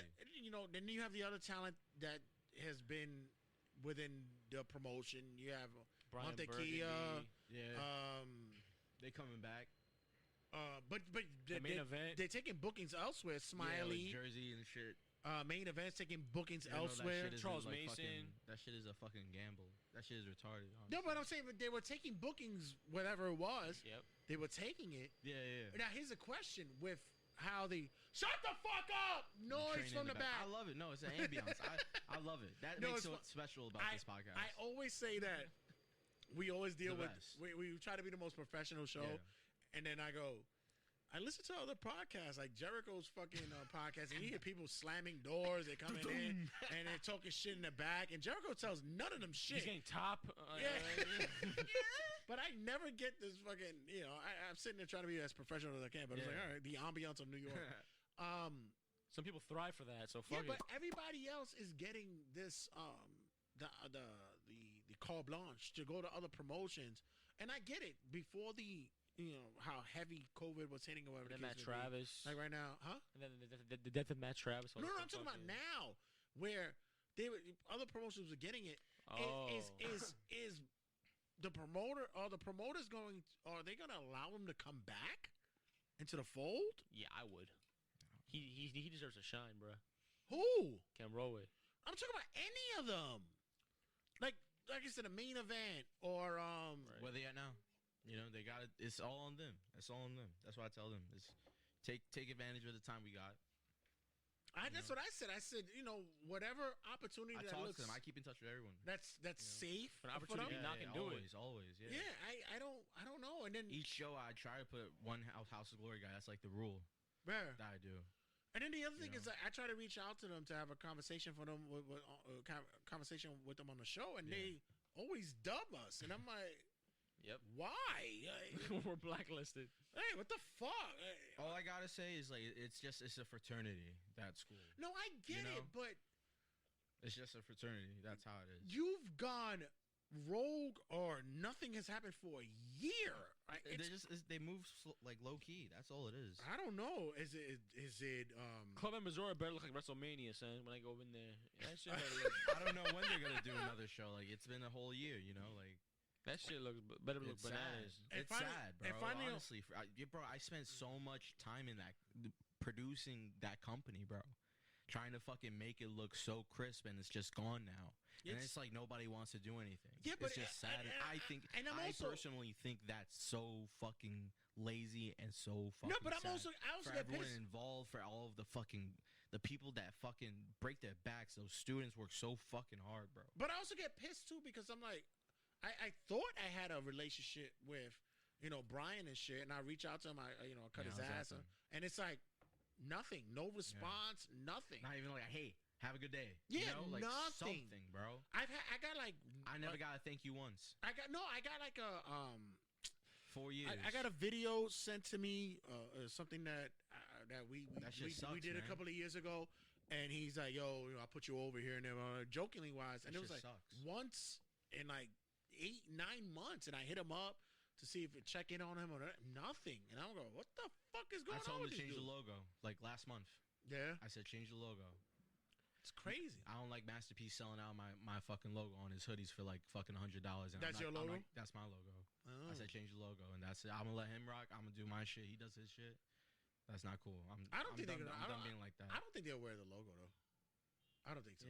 Do it. I don't care. Well, now if you do, I'm like, I don't care. But I was so pissed when I saw that shit, bro. no, but I think once it goes mainstream like that, it is. No, they're gonna fucking be the next big thing. I know that. No, shit. but I'm saying if once they go mainstream, Yeah, I don't what think they're gonna use that logo because they know they're gonna pay you. Like, come on, man. Fucking. But other than that, I'm like, what the fuck? There's nothing, not a blip, nothing. Like, what the fuck is going on? What do you have for closing? No, sorry. Not a blip. No, I like that I do term. have one thing. What's your thoughts about the NXT fucking injury fucking mash unit that's going on there? It's crazy that They have a bad string of luck, fam. Candice is hurt. Broke her arm. Bobby Fish got hurt. Yep. Rich Holland's fucked. Finn was hurt. Yep. Kyle O'Reilly was hurt. Karrion Kross was hurt. What's your thoughts about this? Like how this is? I just think it's a bad string of luck. I don't see NXT being a. Is it a bad string of luck, or is it that we're really trying to compete this hard with AEW when you shouldn't? It might be. It might be. It might be a little. It might be taking a little too many risks. But for me, I don't see that. I don't see these matches going OD hard where it's like, wow, you guys are going ham. I don't. NXT anyway. I just think it's a bad string of luck. I just think it's. No. I just think there's. I just think it's a bad coincidence. Nah, I think there's way too much involved with it. I think they're really trying to keep up with the Joneses when it comes to All Elite. Well, I mean, maybe when you shouldn't, you really shouldn't. Maybe this is them trying to give it their all. Maybe they're giving it their but best. it's foolishness. Once again, like Rich Holland's injury should have never happened. Yeah, that was not necessary. Finn and Kyle O'Reilly's match, that was them going hard. Yep. That spot where Candice LeRae, it was like that wasn't necessary. There's a lot of in play that just shouldn't be going on because you want to outshine another promotion when you don't really need to. No, you don't. It's not. It's not necessary. It's really not. What you got to close out? Vince McMahon supposedly, actually, it's kind of confirmed at this point, threw a fit in the back and sent Keith Lee, Otis, and others to Performance Center for in-ring training. Yes, it is true. Vince McMahon has reportedly ordered a few big men in the WWE to undergo further training at the Performance Center. One of those names is Keith Lee, NXT's first double champion, might I add. Dave Meltzer wrote in his report, Vince McMahon threw a fit about the working ability of certain guys on the main roster. Come on, bro. Mad in particular about some of the big guys. He's ordered some of the guys back to the Performance Center with 2 classes per week, with Adam Pearce and Drew Gulak as instructors. A few of the names, it's Keith Lee, Otis, Dabba-Kato, AJ Styles as manager. I can't really say his name. Jordan, I think that's what they're calling him. And Dio Madden. Those are the names listed, and from now on, they will be working in training with Drew Gulak for 2 days a week. What? Look, the rest of them I get, but Keith Lee? Yes, sir. They're going to big boy training. At this point right now, I would just ask people if it's not about the money, why go to WWE? Why? Exactly. Why? Exactly. I don't. This is just bullshit. Like I don't. But they don't bring Nia Jax down to training. But they. I wish I would have got my hands on Alex Zane about this shit because I would have asked why are you doing this? Why'd you do this? Right. Because I don't know. Get the bread. I mean, if you're one of those that look, I'll be honest with you. If we got signed to a like a big podcasting outlet like a Spotify or iHeart or whatever the case, right? And they said, you guys will be awesome. We're gonna give you X amount of money for this, but you can't do this and this and that. The first thing I go will be how much I'm getting paid and how many years I'm doing this for. Mm-hmm. Right. And if they gave me that time frame, I go, okay, I could be a fucking pussy for a couple of years. Like, you know, want to see, yeah. Get that just to get bread. us paid, I'll get it. I'll be fine. And I can't bitch. I'll be like, all right, because this is what this is what we signed up for. Yes, for sure. But if you know you're walking into this fucking menagerie of bullshit, why would you fuck with Keith Lee? You know why? Because when he's a success, he was automatically a success anyway. Yep. Because once out of the shoe at NXT, he had a fan base that was very good. Once he becomes a success, they can all tag themselves and say, well, it's because of us. It's what it is, because we had to send him back to the PC or whatever shit. You gave a 24-hour documentary about the man. Yeah.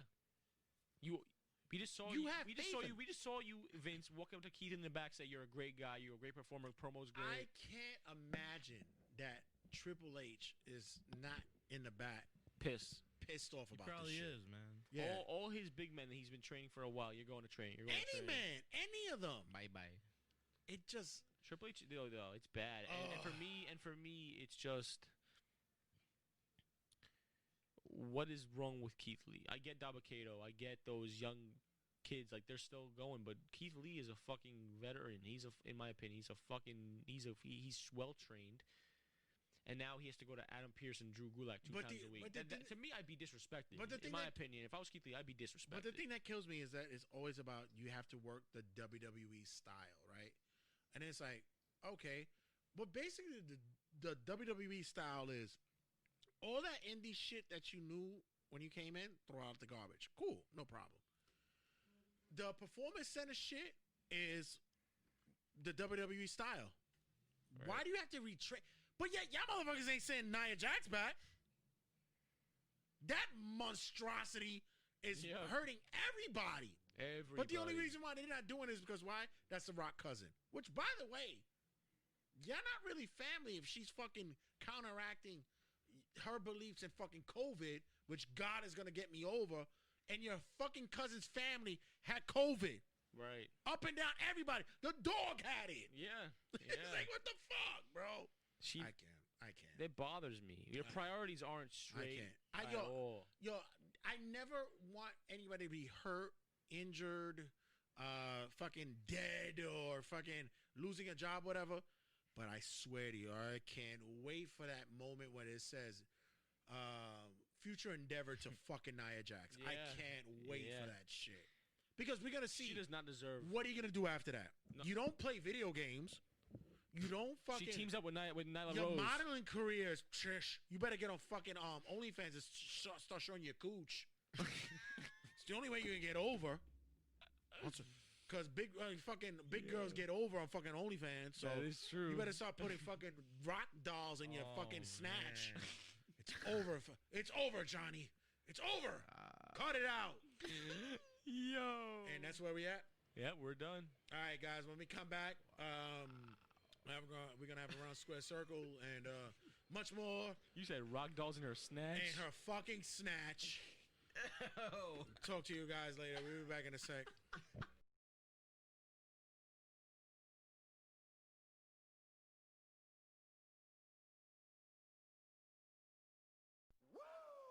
It's the Nature Boy, Ric Flair.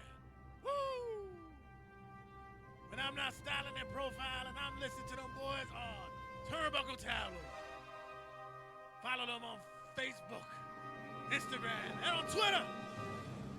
And make sure you listen to them on all them podcasting outlets like iHeartRadio, Spotify, iTunes, and everything you listen to your podcast. Woo!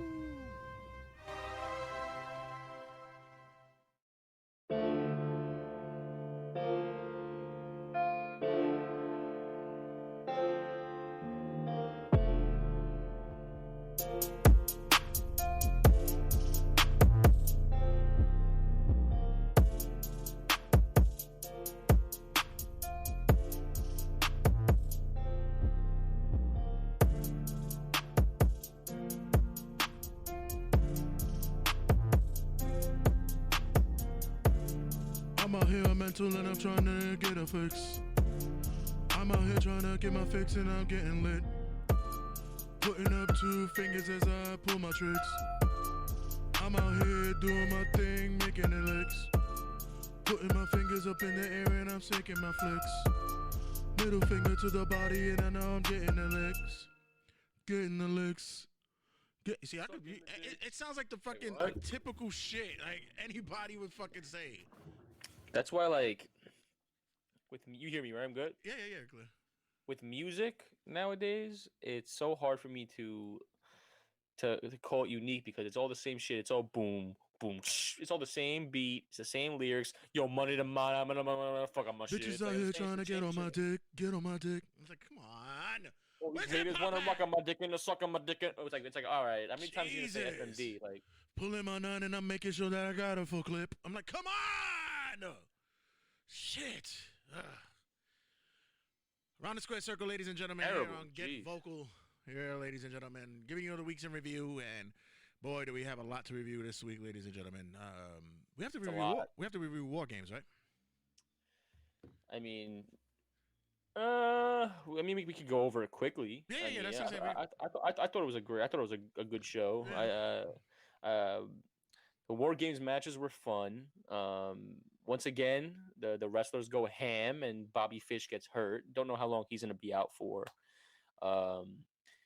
Do you enjoy NXT takeovers? Because I love the fact that there's only 4 matches. I hate like 20 match pay-per-views. Basically, like I treat NXT takeovers as like the NXT showcase night. Like it's like a parent teacher conference. It's like, here, this is what we've been working on for the past 2 months. Right. This is the finale. What do you think? No, I like the takeovers because it's few and far between, and then they're short. They're short, and they give meaning to the storylines or the angles or the programs that they work into. So, but as always, when you get something that's with a magnitude of WarGames, you expect certain things, and sometimes it falls a little bit short. But we'll get to that. So, what do you got? I mean, it was a good night. I mean, let's go. Just like run through the matches. I guess I didn't have it ready, but let me just go quickly. I really enjoyed the women's match. Besides that squishy hammer, that shit fucking bothered me. But I'm gonna be honest with you. Raquel Gonzalez won the match for the team, and I think I'm starting to see it more and more. Raquel Gonzalez is gonna be a superstar. Yeah, she's you can tell she's building up. She's her she's NXT's project right now. Yeah, she's a replacement of Rhea Ripley in NXT, and I think it's gonna work. Rhea they're really pushing this broad. The WarGames match opened of the night, and we had I thought it was a very good contest. Like I said, it was a few bullshit moments, but there was chairs, there was hammers, there was AIDS. It was bananas. And you were right. The heel team did win. Team Candice LeRae did win, and Raquel Gonzalez with the pin to end the night. So it was a great fucking match. Then we had Ciampa and Thatcher, which it could have been better, but I'm happy to see the submission holds between both of them. What do you thought about that one? Really, really strong match. When you got Thatcher in that capacity with Ciampa, you don't expect anything more than just grueling grappling, beat 'em up style brawl. But the only thing that I was not happy with was why the fuck did Ciampa go over? I didn't. Right. He didn't need it. Yeah, he didn't need to win. You're actually making fucking Thatcher's run look really stupid. He's pretty much been losing stupid matches. He's been getting punked out. You're not protecting him. Yeah, you're getting punked out by your fucking students. So I don't know what's the angle, what's the purpose of getting him into these matches and not getting him over at least. It's unfortunate too because Thatcher has a really good story going on with his school, with the whole nine. It works. So hopefully Thatcher gets picked up in a better realm soon. Then we had the Dexter Lumis and Cameron Grimes strap match, which I could care less about. The strap was way too long, like you mentioned. We were hanging out watching. I didn't care about this one. Like I said, the only thing that bothered me was when we was watching is the strap should be shorter. Got to be a little bit more shorter. At least 9 feet. That thing looked like it was 15 feet. There were certain spots that was cool, right? When he was able to, what's his name? Lumis was able to wrap his legs up and then pull it out from under him. Right. That was pretty cool. That was cool. That was cool. There was cool moments, but overall, it was just like. But once again, my entire mindset during that match was hopefully this is over. That and once again, I'm like, what was the build up to this? For you to do a strap match for weeks, Cameron has to be running away for weeks. It has to be, or he gets involved in a match and he fucks Lumis up and he runs away again. That's what strap matches are for. Yes, it's to bind someone in. That's why you have like a cage match because you can't get out. Strap match is the same way. It's a build up, or you've been beating somebody's ass with a belt or something. It just everything's like a fucking 2K fucking game where it's like, oh, here comes the next gimmick match. Let's put it in. Right. I see that. I think they're really scared of relying on legit wrestling matches for these guys. I don't know what it is. I smell fear in the eyes of these bookers going, I don't know if we could put this over in a normal contest. We got to put some sort of pizzazz on it. That's what I'm getting there. Then we had Leon Ruff versus Damian Priest versus Johnny Gargano in a triple threat for the North American Championship. Gargano won as I predicted. And Austin Theory is a part of Johnny Gargano's new stable. So that was interesting to see. I enjoyed that. I love Austin Theory. I picked the wrong thing. I was saying that he was part of McAfee's thing when I was meant to say that he was going to be part of Gargano's thing. When I said the ghost, when I sent you the message, the ghost face guy, yep. I told you it was Theory, but I picked it was for the wrong scenario.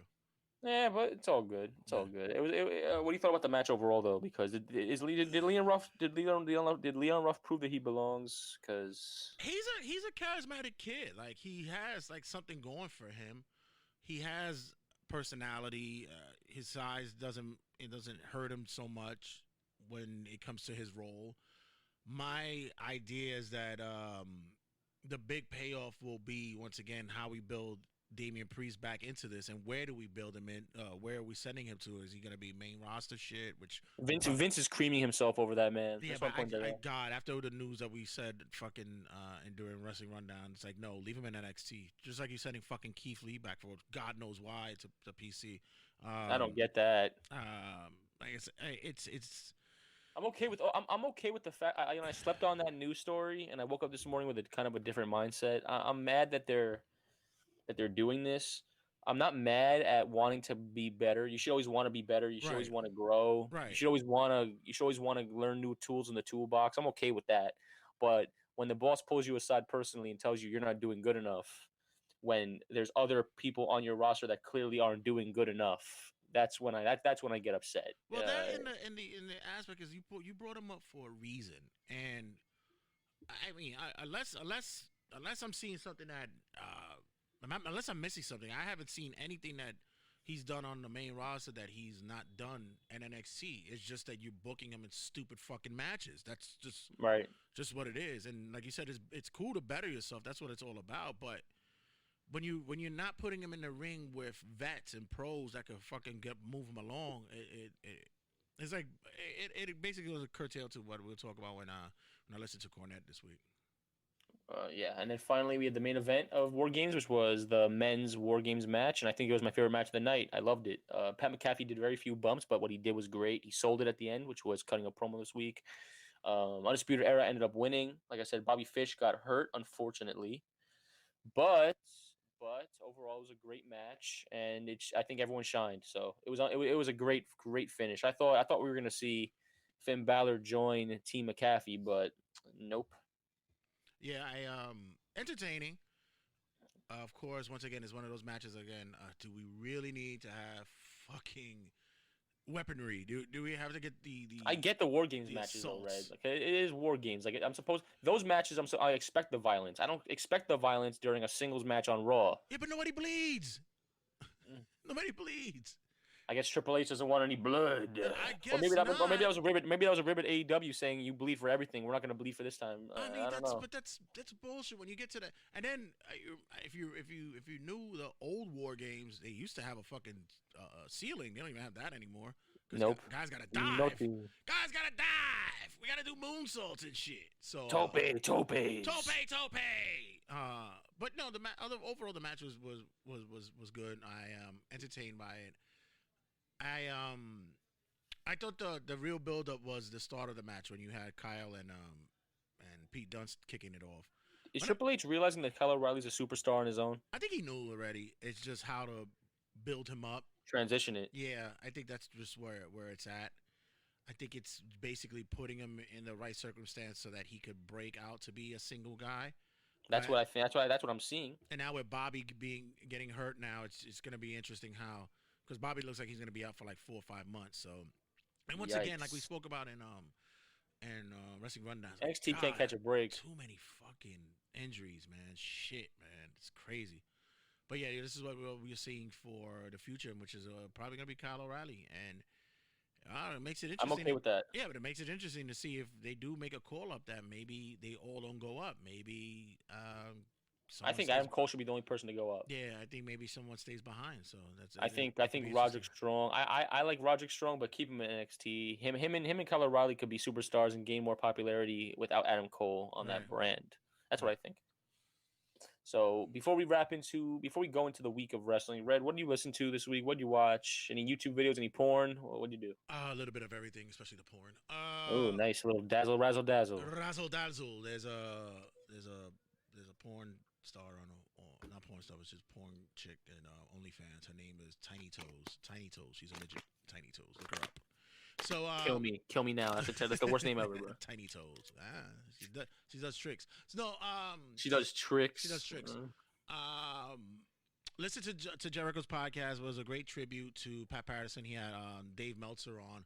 But I spoke about it earlier. I think I spoke about it. Meltzer on? Yeah, Meltzer on to talk about Patterson. Wow, that's crazy. It was good because who would expect that shit? Well, all right. Wow, it's Jericho having Meltzer. Get the fuck out of here.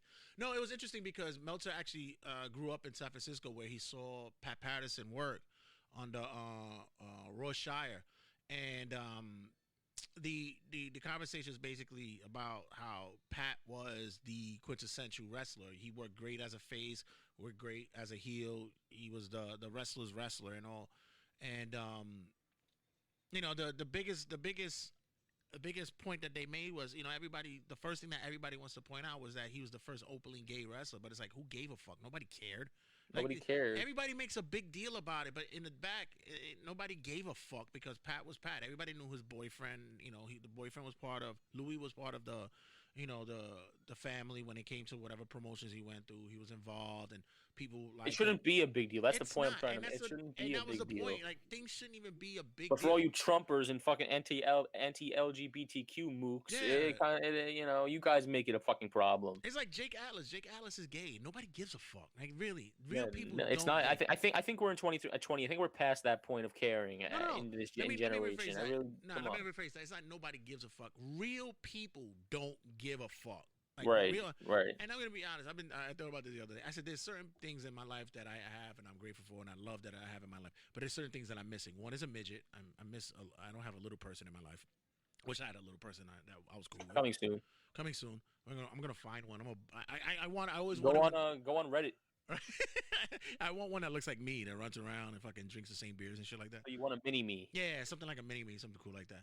And I don't have a gay friend. I've always wanted to have a gay friend, just cause. And everybody's like, "Well, why is that important?" It's because I've known as a person that's very universal. I don't want to seem as though like I don't have a gay friend. I want that. I don't have a gay friend either. Yeah, I gotta find a gay friend. I do. Why don't you be gay?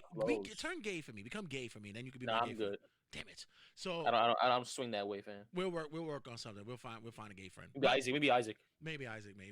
But no, honestly, it's like who cares? These days no one should care. But the people who really do care is like people who have their own issues about this, and it's like, dude, they don't give a fuck about you, and you don't. You why does it bother you? Why does it bother you? Why are you going out of your way to get a headache or get stressed from someone else's life decisions? It's like that shit bothers me. That's disgusting. Yeah, you eating broccoli is disgusting to me, but I don't fucking throw it in your face. I don't give a shit. But I don't yell at you to fucking stop eating broccoli. Who gives a fuck? It's immoral. Yeah, it's immoral to eat little trees. I don't give a fuck. I don't care. But like I said earlier, the contradicting thing was, like I mentioned before, was the conversation where he brought upon how Pat was very in tune with wrestling, and he was quick to point out with guys like, why are you doing certain things? Like, that doesn't make any sense. If you're doing wrestling, this is what you're supposed to do. Stop doing a fucking swanton to break up a pinfall. Like, just go in and break up the pinfall. What's the extra shit? But then he would also say that Jericho say that he's under the Pat Patterson tutelage, but you're accepting 5 tope suicidas in a match. That doesn't fucking make any sense. And then there's a tope in every fucking match of the night. That doesn't make sense. Like, and it's not only AEW's, all wrestling promotions. And if you guys are real wrestling students and fans of it, it's all about storytelling when it comes to wrestling. And which leads me to when Agreed. What Cornette talked about this week, and I was just listening to it, where he says, you know, this day and age, these indie guys who are coming into main roster styles or main promotions, they're not learning from vets. They're learning from each other. It's like going to study hall and cheating off each other in study hall, but not know whether or not if you're cheating and getting the right answers. You're not, you're right. You're not helping each other. And no, you're not. There's a phrase that the boss and I, Rich, use all the time, which is iron sharpens iron, meaning competition and being able to go head to head makes you a better person. But it's not gonna work if the other person doesn't know what the fuck they're doing. You're just dulling yourself. It takes 2 to dance, and if your teammate doesn't know what the fuck they're doing, it's just holding you back. Yeah, basically that's exactly what it is, and it's holding you back. But you know, Cornette, it's true what he says. He says, you know, it's basically you're hiring all these agents to work with these guys, but everybody still looks like shit. It doesn't fucking translate. I don't know. We don't. I agree 100. I was actually gonna bring that point up next week. It's like you're telling me you're hiring all these agents and these fucking writers and these fucking veterans, and I'm like, I don't see that going on the page. I don't see it making it a better show. No, and it's all over the place. It's a weird way of looking at how we see wrestling these days, and we're supposed to accept it like, oh, this is the day and age of wrestling. It's like, no. There's a progression, and the progression means that you take from the old and, you know, you reinvent certain things, but there's still a formula there. And like I mentioned before, when I go to work, I grab my keys, I got my ID, got my page, I got my wallet. Those are key essential things I need for work. In wrestling, you need key essential things to work with, and nobody's doing that. Nothing. Your opponent is your partner. That's the guy who you're working with. He's gonna put you over. Pull back the curtain or not, there's no difference of you in a singles match and you on the ballroom dance floor with someone doing fucking reggaeton. Like, there's no difference. You got to be a team in order to make it work. And if one person's not on the same page with you, it's going to be a fucking disaster. Yeah, so. And also finally, I listened to Renee's podcast with CM Punk, and we spoke about a little bit of it on Wrestling Rundown. You know, Punk, as much as he's an attention whore. Of course he is, and he knows it. But the other thing is that Punk, I miss him because he was almost the last bastion of what wrestling was like. You know, the only ones that you really have now is Daniel Bryan. Daniel Bryan is out his way out the door, and Daniel really couldn't be Daniel until the Yes Movement because the fans got him out there. But before all that, when Punk was there, you know, he was classic wrestling, the promo, the way you work, being smart in the ring, you know, making sense. And then when he finally said, no, this isn't making sense anymore, I'm leaving, I'm walking away because you guys are not making sense. But he didn't just walk away from WWE, he walked away from wrestling. Because he pretty much had an idea to say that this is shit. This is what's going to be everywhere, so I'm over it. Right, exactly. So his premise right now is talking about, you know, of course, the right money, which AEW was pretty much, in what he mentioned, was pretty insulting what fucking money they were offering him to come back. And for WWE, he's like, you know, there's not really much there for me to do, and especially if you're not gonna let me be creative, then what am I gonna do there? There's nothing for me to be there for. Right. But if, like we said, if we were gonna see him come back, it would probably be in AEW. Probably, but I would rather see him in WWE just one more time, but they wouldn't do him right. Yeah, but then, you know, you get like, you know, if you're gonna do it, you'll have it be that, you know, he comes back. You know, let's tie up some loose ends. Get one more match with Triple H, get him, and then go in the Hall of Fame, and you call it. Yeah, you know, get him one more match. The build-up will be, you know, he fights Triple H because that was his big heat with everybody. That's the last match. I know everybody will be like, oh, nobody wants to see that, but it kind of ties up loose ends. I would. They still, you know, they still could go somewhat. Tie up some loose ends. You still have a build-up where you could have him in some matches with some good guys and shit like that, some up-and-comers. Get that CM Punk, AJ Styles match in WWE. You want to see one more go around. You know, that kind of thing. But, Yeah, I kind of said that. I don't know. From here on out, that Punk is basically he's like, if I go back, I go back. If I don't, I'm happy. I'm okay with it. I'm fine. Right. Well, CM Punk. Hopefully one day he just does one more curtain call before he calls it. I would like that. Yeah. So I mean, on my end, I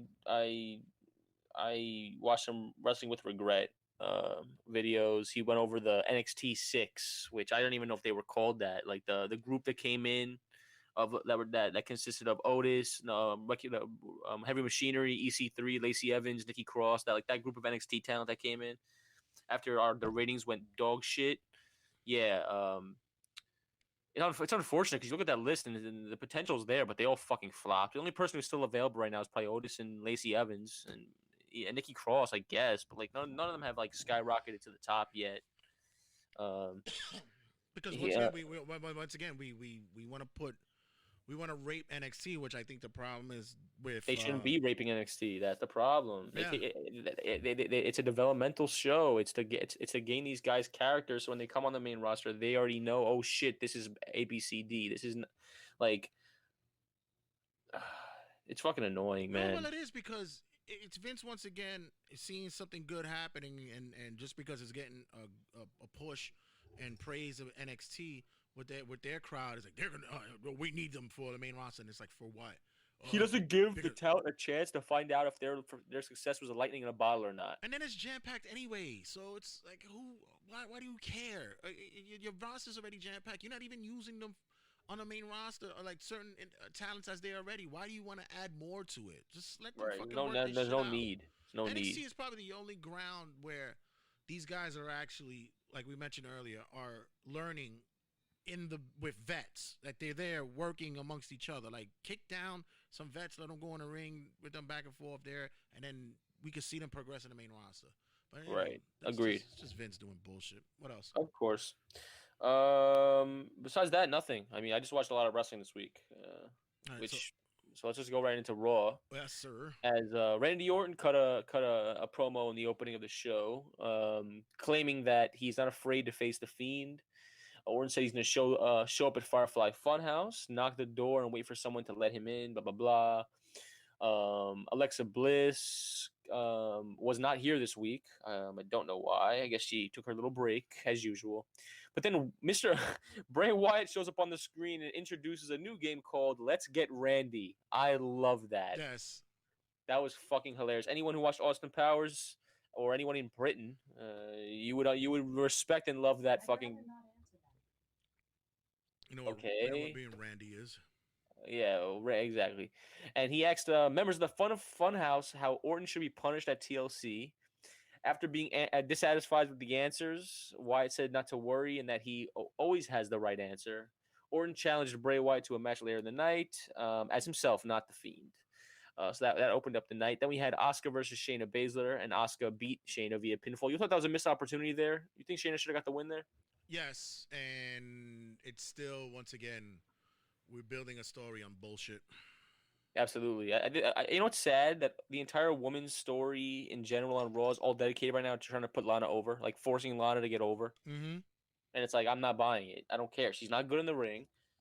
Her promos suck, so stop forcing her down my fucking throat. I don't want to get Lana over. I don't care. I think it's all about the revenge factor once she gets her comeuppance with Nia, and then that's it. But they could have done that same exact story with Nikki Cross. Like Nikki Cross could have got bullied. Yes. And then Nikki could have came back and been like, you know what? Let me turn into a psycho again and fucking like you made me reach my breaking point. Like that would have been a better story for me, not fucking Lana. Yeah, I can see that. Like it doesn't it bothers me. It's like stop forcing her down my throat. Like she has no talent whatsoever. Like I hate to be a mean person, but like her promo sucks, her in-ring work sucks. Stop it. There's people in the back like Peyton Royce who aren't getting an opportunity right now who actually have pretty good talent, and Lana doesn't. Breaking news, Wrestling Inc. As noted, WWE is reportedly working on refining and improving the ring skills of several superstars after Mr. McMahon was especially upset with some big guys on Raw and SmackDown. It should have been big girls as well. Nia Jax. Yeah, Nia Jax. Seriously. Shane House tweeted, players that make it to the NBA, NFL, NHL, etc. don't stop practicing and drilling just because they made it to the top. I agree. Being signed to a major promotion doesn't mean stop trying to perfect your craft. That's when you work on harder and getting better. I agree. Yeah.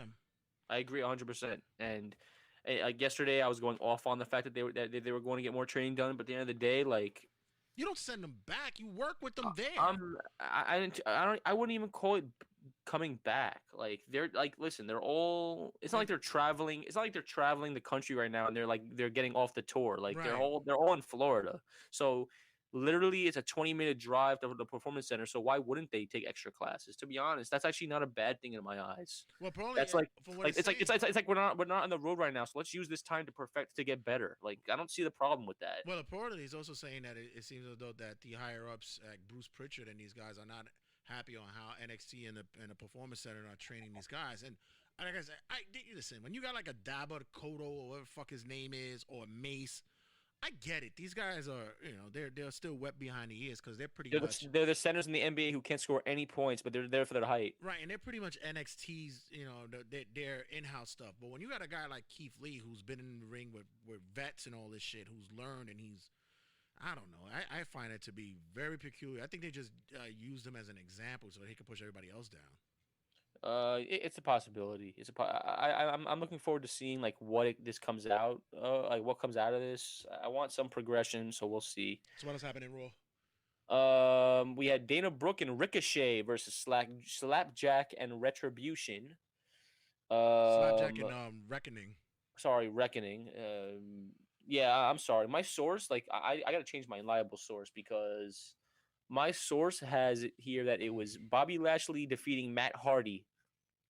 Like, come on, man. Get better. Like, come on. I should not trust you people. But Dana Brooke and Ricochet defeated Slapjack and Reckoning, and they lose once again. Retribution being buried to the bottom of the sea with SpongeBob after Dana Brooke hit Retribution with Reckoning. Yeah, it fucks up. With a modified Michinoku driver, impressive there. But after the loss, Mustafa Ali rages. And do you think this stable is gonna last long? It sounds like we're having a ultimate meltdown of this crew, and I think Vince already gave up on them. What do you think? Once again, it's NXT guys, and once again, this is people that he doesn't have faith in, and it's just something thrown together, and it's a goof. It's his goof. I'm surprised somebody Stop bringing them up then. Stop bringing them up then if you don't fucking believe in them. Unless you believe in them 100%, stop bringing them up because Triple H does believe in them 100%. So cut it out. What a way to fucking kill Dominic Dijakovic, bro. It's just... How do you kill... Yeah, my God. Dijakovic was probably my favorite wrestler in NXT, and you fucking ruined him. Like, that shit... Yo, I feel so bad for him and Mia Yim. Vince, go home. Please go home, Vince. Go home. Yep. You're done, Pa. You're done. Yeah. Then we had Kofi Kingston defeating Shelton Benjamin via pinfall. A really good match. But what do you expect from Kofi Kingston and Shelton? Two vets in the game, two great technical workers at this point in their careers. Benjamin threw Kingston a few times in the ring outside. Of course, he won by Trouble in Paradise. I thought it was a good match. But then after that, they wanted another match. So we had Cedric Alexander defeating Kofi Kingston after Kofi got tired, of course, with a lumbar check. This is now 4 weeks into the game, I think, where they're really pushing Cedric Alexander on the mic. He's grabbing the mic. He's being more aggressive. He's winning the matches. Do you think MVP vouched in the back to say, you know what? Listen, me, Bobby, and Shelton, we're cool, but we're kind of old. Let's put this dude Cedric over. Let's make him the main piece of this project. Oh, definitely. That's it's smart. And all you got to do now is get him the tag straps, and Hurt Business is the face of 2021 coming in. So I think they're the best stable in the business right now, in my opinion. It's a great look. They always wear dapper clothes, and they strut their shit. They're debonair attire. I don't want to sound racist, but this isn't racist or anything. But like they're the Black Evolution. No. I mean that's what it is, and I think that's how they pitched it. So right, that's what I think it is, and I'm so happy to see it. Like, I love MVP. Who would have thought MVP would be the MVP of Raw? Literally, no pun intended. He saves Monday Night Raw from being an absolute disaster every week, and no one expected that. MVP came out of nowhere in the Royal Rumble last year, and now he's like one of the main faces of Raw. Who would have when he was about to retire too? Who would have fucking thought that? Yeah, and He has a newborn at home as well, so he's like, I gotta go back in and get some money. I need that check. Yeah. Then we had Bobby Lashley defeating Matt Riddle. Was it Riddle? Was it Bobby Lashley? Yeah, Bobby Lashley defeated. It says Matt Hardy on my shit, but it's not Matt Hardy. I can promise you that. I think it was Jeff. Yeah, it probably was. Yeah. It was Jeff. Bobby Lashley defeated Jeff via submission, and Matt Riddle comes to save Jeff Hardy, and it is official. Yeah. We have a new tag team. It's called the Hardy Bros. Yeah. What people are not happy with this. People are saying this is a direct rib at Matt Hardy leaving the company. What do you think? I like it. Yeah, Matt Riddle and Jeff Hardy remind me of when RVD and like Tajiri tag team together. Exactly, and that's exactly what I was about to say. It was something down the line like that. It's a goofy pairing, and yeah, it's also great that you have the real pothead that's going to be leaning up against the guy who's in rehab. Fucking perfect booking, guys.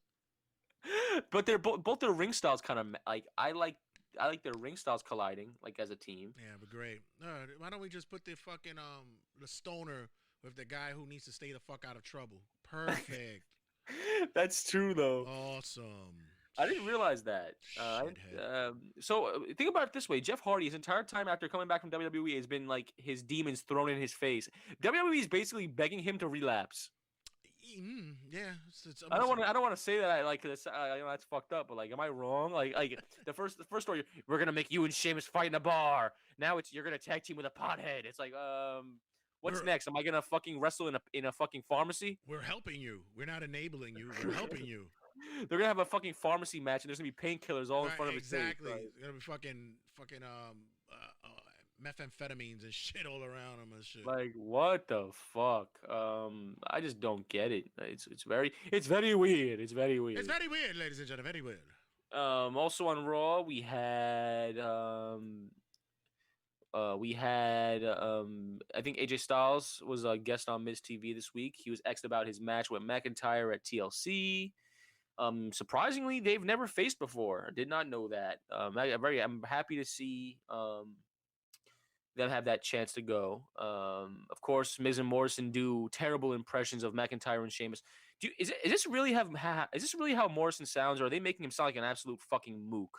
No, that's he sounds terrible. I'm sorry. Nah, they're making him sound goofy. Giving him a mic is worse than giving Lana a mic at this point. So, what's your thoughts on the match, buddy? How are you gonna overcome it? I'm like, you don't. Are you giving us anything, Morrison? No, not at all. No. Do you think this is a direction by Vince, or this is like legit him? Because I don't remember him doing shitty promos like this in Lucha Underground and fucking Impact. I don't either, but this is just, I guess, the goofy fucking Morrison that I don't understand. I don't like it. Yeah. At all. Facts. Yeah.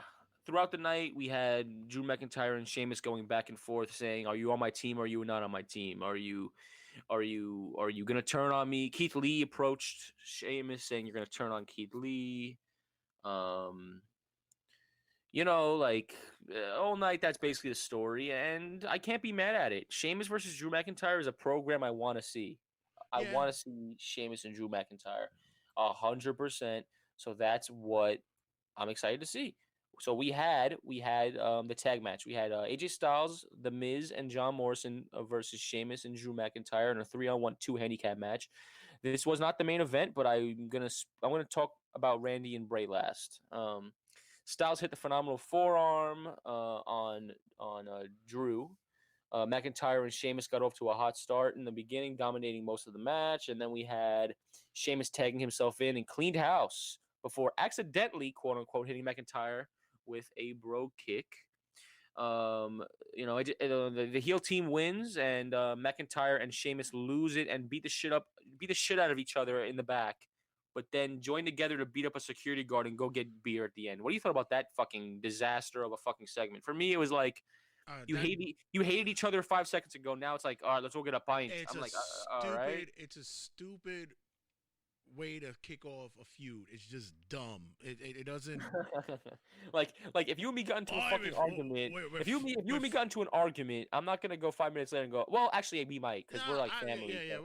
I don't mind that, but I'm talking about for wrestling standards. It's a stupid. It's just a fiery way of showing these guys and their British, Scottish, Irish, whatever fucking ways that they are. It's like, look, mate, after we beat each other up, we can share a pint. It's like that kind of shit. It's like a point. Not in this segment. Not here. Not yet. Not to do that yet. Right. Absolutely. Yeah. It bothers me. And then finally, we had Bray Wyatt versus Randy Orton. It ended in a no contest. We saw a more aggressive Bray Wyatt this week. Not the Fiend. I'm talking about Bray Wyatt, the Mook. Orton had the upper hand throughout most of the match, but Wyatt kept responding with laughter. Orton used a thumb to the eye, so I guess it's a heel versus heel contest. I don't know who the fucking face is. I don't know who the heel is in this, but whatever. And at the end, the lights began to go out when Randy Orton was going to set up the RKO. He still hit the move, but the lights were all the way out before the referee could count. The Fiend was under Orton, and the Fiend quickly locked in the mandible claw. So basically, how the fuck did they pull that off? Was that pre-recorded? I don't know. How did Bray Wyatt fucking change to the Fiend's outfit that quickly? That was definitely like the Fiend part was definitely edited and fucking like. Unless they had somebody else dressed like him, they had. I saw it was him. It was the tattoos and everything, bro. It was him. So I don't know how they pulled that shit off. That was actually really impressive. Usually it's not like that. Like I said, I'm speechless. I was really impressed by that. One of my favorite storylines right now is Randy and Bray, just for the fun of it. And Randy always makes things interesting.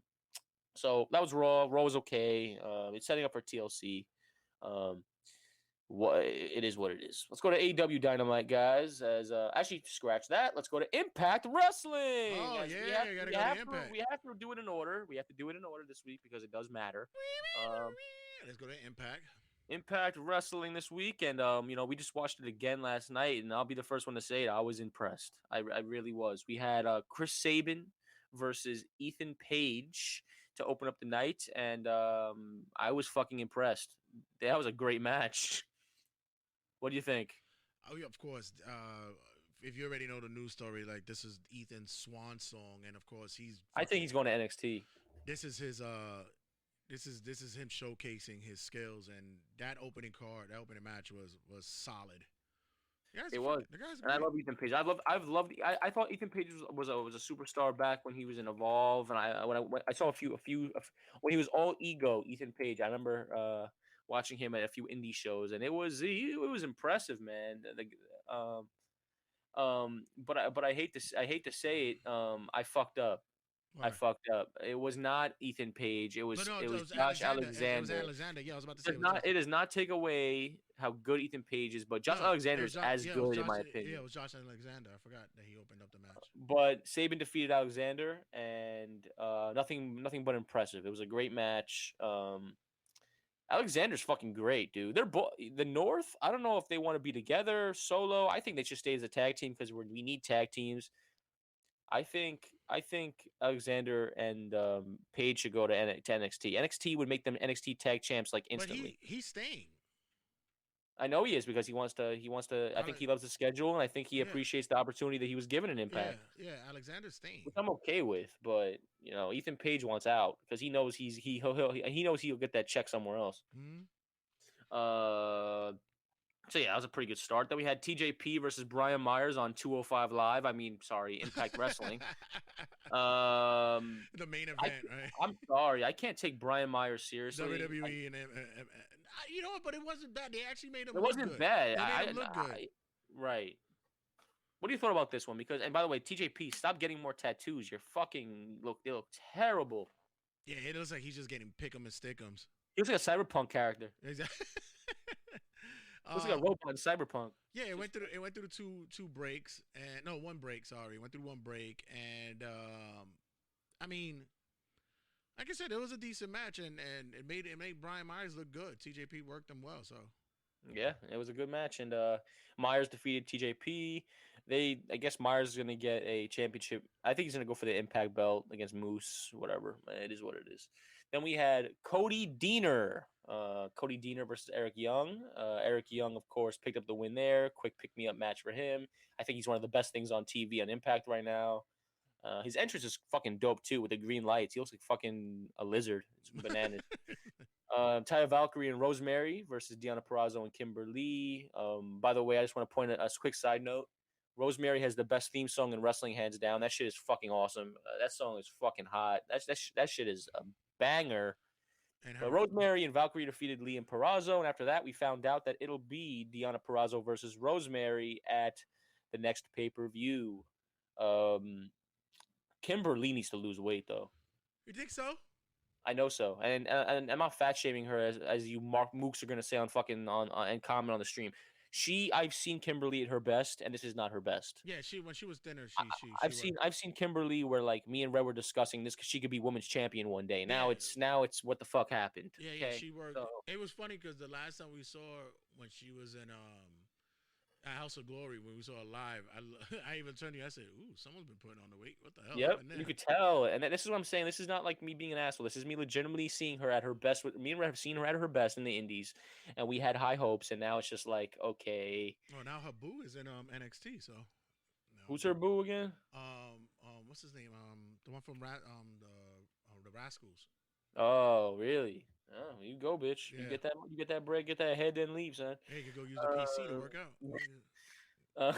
Sammy Callahan and Eddie Edwards, their feud continues. I'm over it at this point. Can we just move on from this? The Sammy Callahan comes out with a great promo. I gotta give him gotta give a nod of the hat here. Yeah, Zachary Wentz, that's our man. Yeah, Zachary Wentz is our man. Right, Zachary Wentz. Callahan did a great promo. He recalled the baseball bat attack on Edwards in the previous year. He attacked Edwards with the bat again. Fuck it. Alicia Edwards makes her way to the ring. They get into a brawl. Hype up for their next match coming soon.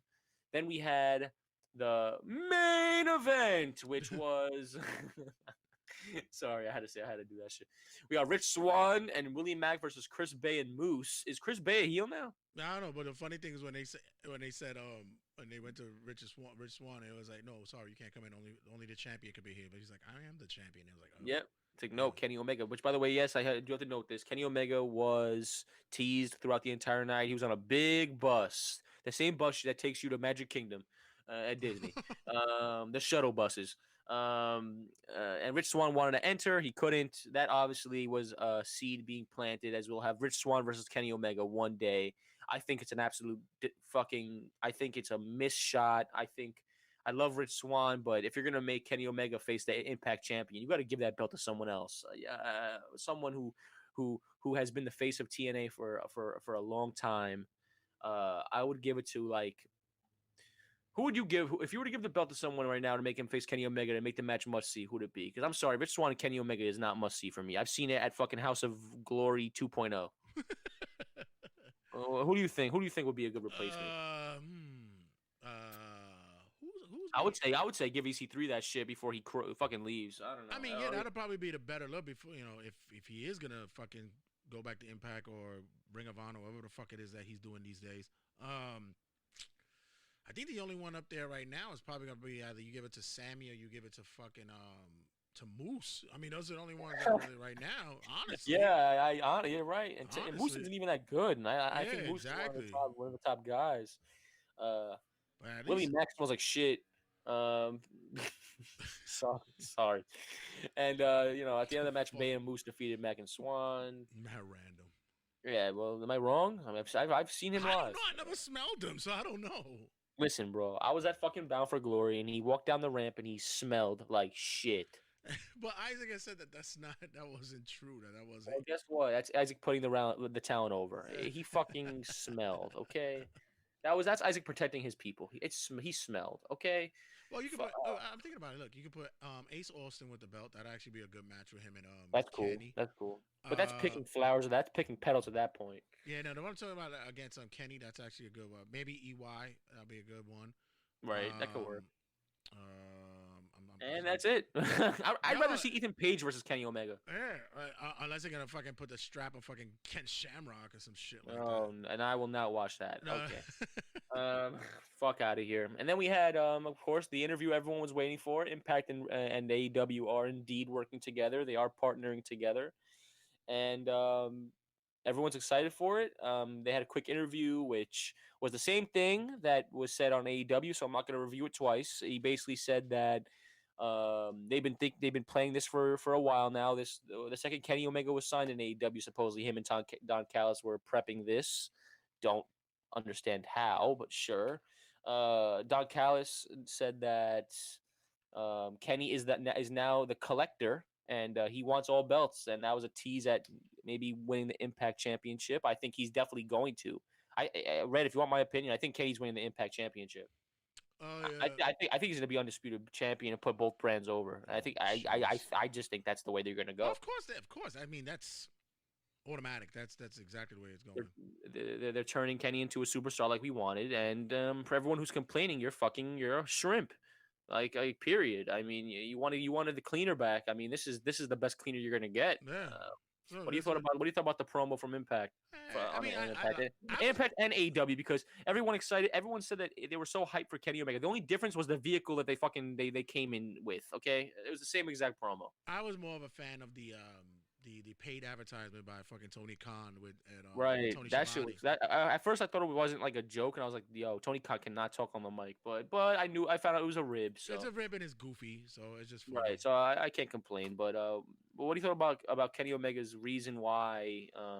He's another one that can't talk though. Kenny's shit on the mic as well. Well, that's why he has Don Callis. Which, Yeah, by the exactly. way, I'll give a quick review of Don Callis. He's fucking great. He's needed with Kenny Omega. He's like the Paul Heyman of Impact. Well, like I said, the hope is that he does leave Impact. It's gonna be unfortunate, but they'll be all right because Scott D'Amore does great work over there, so he'll be fine. But he leaves Impact and he goes to AEW because they need a fucking booker and they need a fucking producer over there badly at AEW. So yes, Callis going over there would be very fucking a necessity to AEW. Right, for sure. And that was Impact, guys. It was a great. I was impressed. Most views in since 2008 probably. Somebody re-sign RVD back to Impact so he could face Kenny Omega for the championship. Like start picking straws here, ladies and gentlemen. Up next we had James McCann signs a 4-year deal with the Mets. No, I'm kidding. Just wanted to shout that out. Let's go. Next. You're not happy? No. No. Listen, we're gonna get Bauer and George Springer. Mark my words. Then we had AEW Dynamite, and jeez, I don't even know where to start. Red, what the fuck you thought about AEW this week? Were you disappointed again? Once again, fucking bipolar bullshit wrestling. I mean, Jesus. I mean, where do we start? The opening We'll open the night. The opening fucking was the Young Bucks versus the Hybrid 2. Okay. I don't think that was that bad. Oh God. Go ahead. Because I honestly didn't think it was that bad. Like I said, you guys put me onto the fact that paid attention to that Matt is selling the knee. Okay, fine, but Hybrid 2, and he has been selling the knee too, so that's why I give him credit. Hybrid 2 has not been the Hybrid 2 from like years past. Like it's just no shit. They're out of step, dude. It just is not the same fucking guys, man. They look like they own a thrift shop. No, they own a fucking weed barn in Colorado. Like with Randy Marsh, Integrity Farms. Mm-hmm. So it was a high-flying match as expected. Like I said, Matt Jackson selling the knee was my highlight there. Of course, Young Bucks won, and they actually won by a double V-trigger. Which, by the way, just finding out now, they call it the Be the Elite trigger. No, I'm never calling it that. Get the fuck out of here with that bullshit. After the match, we had a sneak attack by the Acclaimed. The Acclaimed, which once again they expect us to know who they are when they're exclusively on Dark. It's like, once again, who cares? Like, who the fuck gives? By the way, you know their gimmicks, right? Their gimmicks are the ripoff of the John Cena Thug Life shit, right? They come out and they fucking freestyle rap. Yeah, I know. It's fucking horrible. Horrible. And it's not even horrible in a funny way. It's fucking horrible. So you were not happy with the opening of the show. I'm telling you, it is just. Okay, what else? It's so stupid. So stupid. Someone online said it was a high energy opener with a great tone of the show. But there was a lot of missed fucking spots as well. It's fucking. I don't know. Next week it's announced we're having the Acclaimed versus SCU. You excited for that one? No, I'm not. The Acclaim remind me there was a group from years ago in the Indies that was called All Money's Legal. They were fucking dope. Like they were fire. These are like, and anybody who knows Indies, it will probably know what it is. Wasn't Anthony Bowens in fucking He's from the Acclaim. Wasn't he in NXT before? Yes, he was. He was, right? Yes, he was. He looks very familiar. So yes. Yeah, All Money's Legal, and I think that's exactly where they're getting their fucking gimmick from. It's fucking ridiculous. Look them up on YouTube. They're actually really good. These guys are fucking shit. Well, let's go on. Let's move on. We had Dustin Rhodes defeating 10 from the Dark Order. I thought it was fucking awful. No, what was awful we was have to discuss what was this. awful was what came after that. Which was the proposition to fucking to Dustin to join the Dark Order, but you will come in as number 7. Get it? Because you was in WCW and that was your gimmick. Your name was 7. Get it? Get it? No. It's fucking AIDS in a canister. Fuck out of here. I feel like you're at the point of disappointment at this point. You're like, you know what? Come on, like guys, what are we doing here? Like even Sting was a fucking clown this week. I didn't know that Anthony Bowens identifies as gay. Well, good for him. Yes. Him and Darren Young were actually the gay tag team in the Indies. Right. Okay, the WWE NXT. So yeah, he was at NXT. Yeah, I saw that. Once again, it's one of these. You guys, all you do is like you bash, the new wrestling. It's like you guys are old. Oh, you think the old way of wrestling, nub, elbow. Remember that gimmick that Dustin was back in '95 when he was 7, when he's dressed in that stupid mask? Let's make it funny again. Get the fuck out of here. Like, come Trash. on. I feel like Tony Khan legit gets high, gets zooted before the show and goes, "Let's do this, man." But it's funny because 10 is not a bad wrestler though. No, he's not. And I feel bad for him. He's under that fucking character. Yeah, not a bad wrestler. Cody Rhodes went in the ring this week, and he had something to get off his chest, but of course he was interrupted by the icon known as Sting. It's Sting! Sting comes in.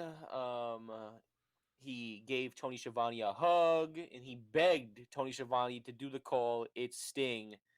Thanks for pulling the curtain on that one, asshole. And the only thing sure about Sting is nothing is for sure.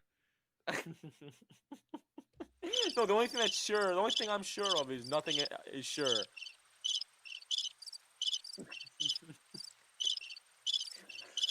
That reminded me of Sid Vicious promos. Sid Vicious, like, how do you? That's like me saying the one thing I know for sure. The one thing that I guarantee is that there are no guarantees.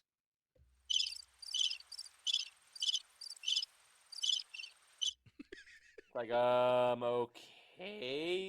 all right, whatever. Cody, of course, doesn't seem happy that Sting's there, but Sting got straight to the point. He's not there for Cody. He's there for Darby Allin, staring at that TNT championship. Bro, you're 60, okay? You should be looking at, it's not a belt, a fucking bingo card, but it's okay. 60 isn't that old. It really isn't. In wrestling, you might as well be 104. Yeah, no, I'm just saying wrestling years, like how people say, oh, I'm 30, but I'm 500 in Yoda years. You're like 100 in wrestling years, bro. Exactly. Come on, let's be for real. But hey, listen, the Rock and Roll Express are still going, so I can't really complain. Yeah, we've seen them live. The only difference is Sting, if he makes one boo-boo on his neck, he's paralyzed. We saw them live. They won by a fucking standing double drop kick. Let's be for real. Come on. Listen, one of them did a tope suicida. Oh my God, I was hoping. You screamed. There was no way that happened. You're like, get the fuck out of here. Yeah, this old mook. I swore that he broke his hip. I swore. There was no way he could have. I was like, wow. This motherfucker had he got a cybernetic fucking thigh or some shit. That's The ridiculous. robot. Hell yeah. 70% cyberpunk. And he was high as fuck too. Yeah, Gotta be. he was zooted. He was donezo. Which, by the way, I don't know how people perform under the influence. Like I'm not saying I do any of that, but like if I was to do that, I know for sure I can't even move if I were to do that shit. So Yeah, that's fucking. We've heard you on the show. I don't do any of that. Yay, cut it out. The views and expressions of what Jay Santi has said about Olskey does not reflect the view. Don't do drugs. Don't do drugs. Hugs, not drugs. Hugs, not drugs. Sting is officially signed to AEW and plans on being around for a long time, he said. And he said how he chooses to play his business is his business. Once again, let me see. Hold on, let me see if I can play this. Hold on. Like I said, sir, welcome back.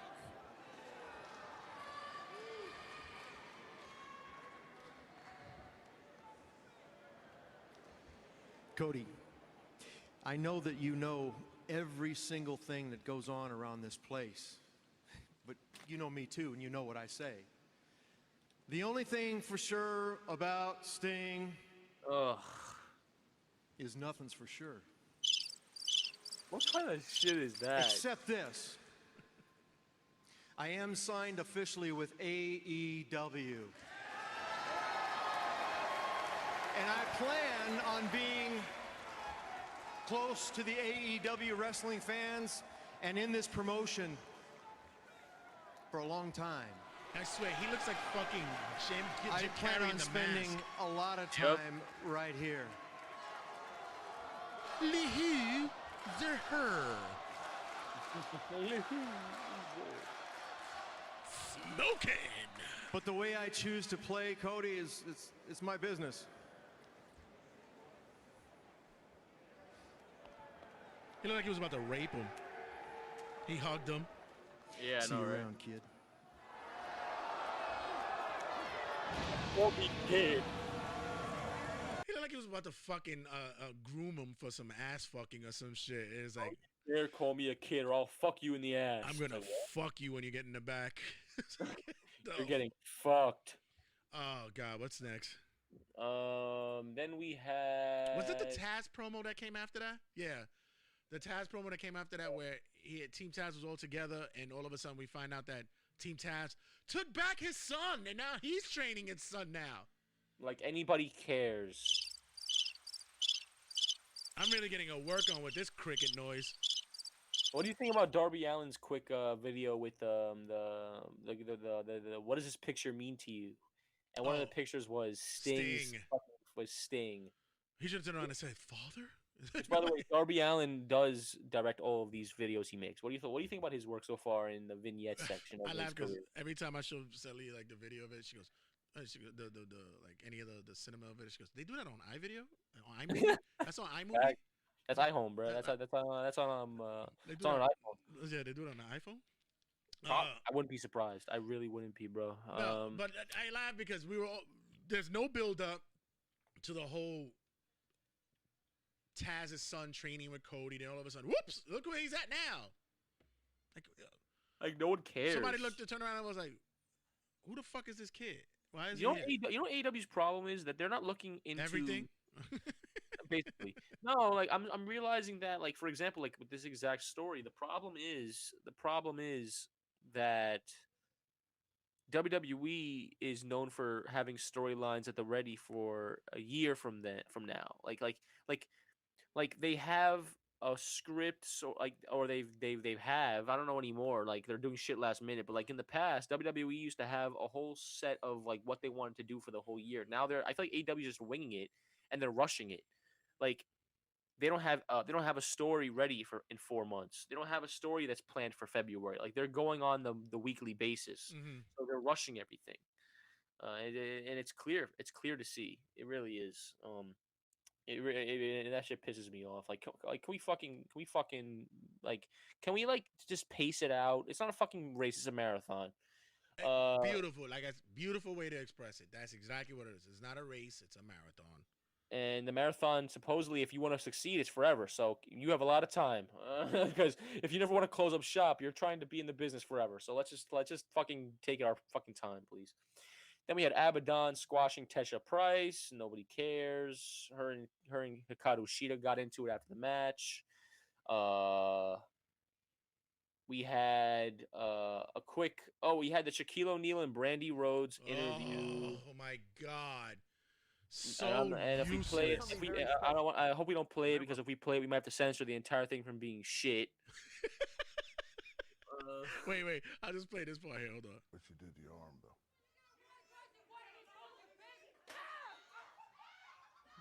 If I can say, I didn't really appreciate it either. It hurts. But I didn't deserve that.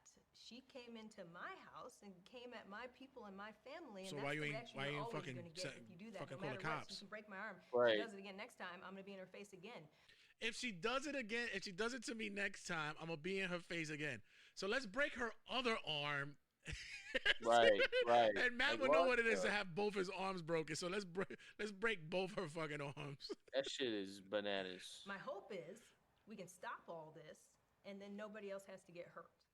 What so the is this fuck? something that maybe What are we doing can here? be settled between you For real. and Jade, possibly on Dynamite? That's something I would like to see. Oh, sorry to interrupt. I would love to see that. Something else I forgot to mention.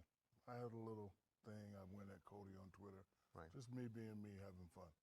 No disrespect to these wrestlers. They're the best athletes in the world. Love Cody, love his brother, love his father. Big fan. That's just me messing around. But you and Jade, I can't wait to see that one. I'll be there.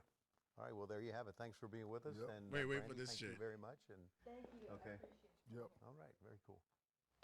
Yeah, I'm sure Your they'll word keep that day. up. Thank you for being with us. And Okay. Brandy, while your arm's in the sling, I think you should watch Jade. You can probably get some pointers from her. Okay, wait a minute. Okay, wait. Why say that? Where the fuck did that come from? Yeah, right when she leaves, he says that, right? Yeah, and it's like you just apologized to her. You just said that there's no heat with the family, blah blah blah, and then, I want to see the thing about and all of a sudden you just make it. You could learn some tips from her.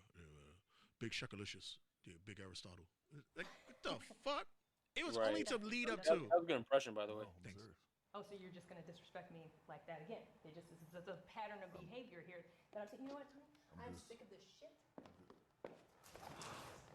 You are an Of course, he cursed. asshole. I can't. By the way, Shaq's reaction face looks fucking terrible. But the other thing is, like, we are doing everything possible to make Brandy a fixture on this fucking show. Everything possible to make this happen. Like, right. You got over with the heifer line and all that shit. That was funny. Other than that, you are horrible. You're atrocious. You should go back to fucking ring announcing. I'm sorry. You were good there. You are horrible. You were good there. Next up. Of course, Shaq promoted Jade Cargill, whatever the fuck that broad. She used to play basketball. She was a college player. Then we had the Inner Circle Ultimatum, and this week everyone had their grievances aired. Jake Hager and Wardlow didn't like how they stare at each other. Why are you looking at me? No, you looking at me. No, why are you llooking at me? No, why are you looking at me? No, you look at me more. How does someone in the back think that goes over? Like, he's a queer. Like, what the hell? Like, I did like the line where Ortiz tells MJF, he goes, "You're growing on me, like fungus, but you're growing on me." And yikes! It's still. What's the point of this? What's the? Is this just like a holding pattern until we find something for MJF to finally get a championship run or something like that? This is what it is. I think so. Jesus Christ. Not happy. No. But the ultimatum was basically the ultimatum was basically that if Jericho doesn't see them working together as a team, they're gonna break up. Sammy Guevara said that he'll stay in the group and he will deal with MJF. But if one thing happens, he's gone. They ended it with the middle finger salute. And Sammy is the least threatening. I don't know who's less threatening, him or the Young Bucks. They're like probably both. Even Kenny Omega is like. Yep. I don't give a fuck how in shape you are. I would fuck all four of you guys up. Y'all all pussy. Like, I'm sorry. Right. I swear, if one more thing happens, I'm leaving this group. One more thing happens. I'm not going anywhere. Okay, whatever. Breaking the record of the cricket sounds on an episode, ladies and gentlemen. We're breaking the fucking record. And this is exactly what AEW did this week. I was watching this and I'm going, why am I not sleeping? I should be sleeping. I'm wasting my valuable sleeping time for this shit. I have to go to work. Why am I watching this? Then we had FTR defeating the Varsity Blondes, which, okay, once again, I saw Varsity Blondes. They're like, who is this? Bro, you know how many times during the entrance, like, you know when the camera points at you and, like, you're supposed to, like, do your taunt, like, looking at the camera? Right. The camera went to Varsity Blondes, and the other dude, like, the fucking Jungle Boy ripoff guy, he saw the camera was on him, but Brian Pillman didn't, so he kept tapping Brian on the shoulder saying, yo, bro, the camera, the camera. Gotta look at the hard cam, fam. Gotta look at the hard cam. That pissed me off. That was like, yo, come on. Like, FTR, of course, wins. It was total domination, but it was way too fucking long. And FTR went with a Goodnight Express to Brian Pillman Jr. Later on in the show, Tully Blanchard explained how they work best as a complete unit, and the reason why they lost the belts was because Tully wasn't there. Okay. Oh, well then, I forgot who it was it Dax? I think Dax was the one that said, no, it was my fault. I was the one that took the L, blah, blah, blah, blah, whatever. But it wasn't a bad match, though. I'm not going to lie. The tag match wasn't a bad match. With what? Varsity Blondes? Yeah, it wasn't that bad. It wasn't. It's just like you just don't know who the fuck these guys are. It's like, okay, we know Brian Pillman. We know him. But it's like, where the fuck did they become a team? Like, what the fuck? This guy got over because he looks like Jungle Boy. I swear to God. I swear to God. And it's fucking terrible. Kenny Omega came in via helicopter, did the same exact promo as TNA, so I'm not going over that. Literally, same thing. Word verbatim. We had a 6-man tag between Eddie Kingston, Butcher, and The Blade. They defeated Lance Archer, Pentagon, and Phoenix. Are you a fan of face Lance Archer? No, hell no. I like Lance Archer. I just don't like him as a goofball. Yeah, no. Griff Garrison is the guy's name. Griff Garrison. Yikers.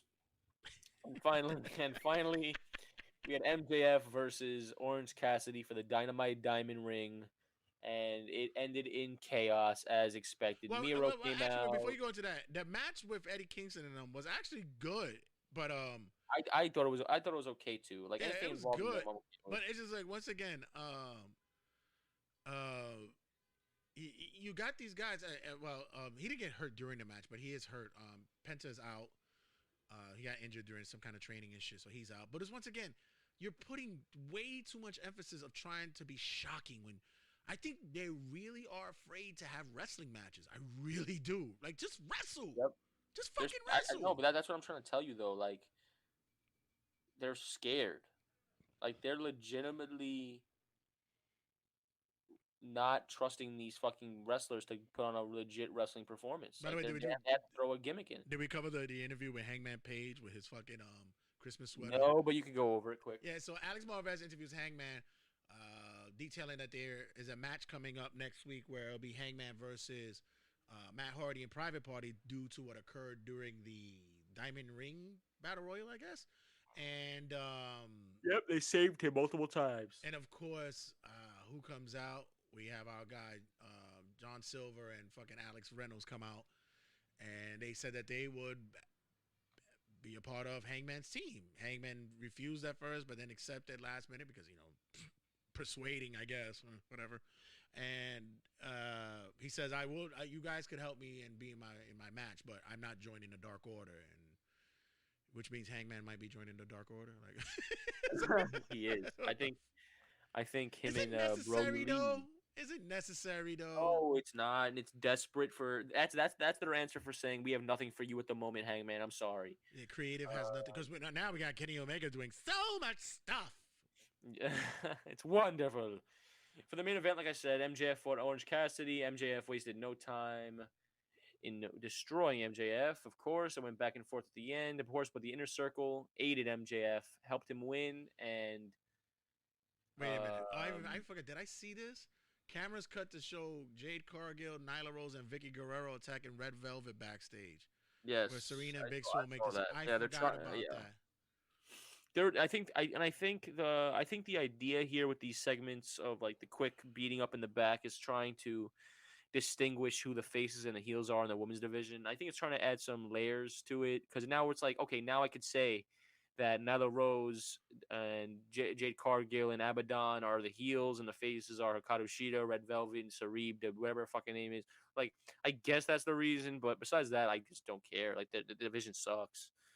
I feel bad for Serena D because she was a fucking great trainer in NXT. Now she's doing this shit. Yeah, But she's still a champ, though. I mean, come on, like whatever. the fact that I forgot that she was really disappoints me, and it tells me what the fuck where they're at in the women's division. Yeah.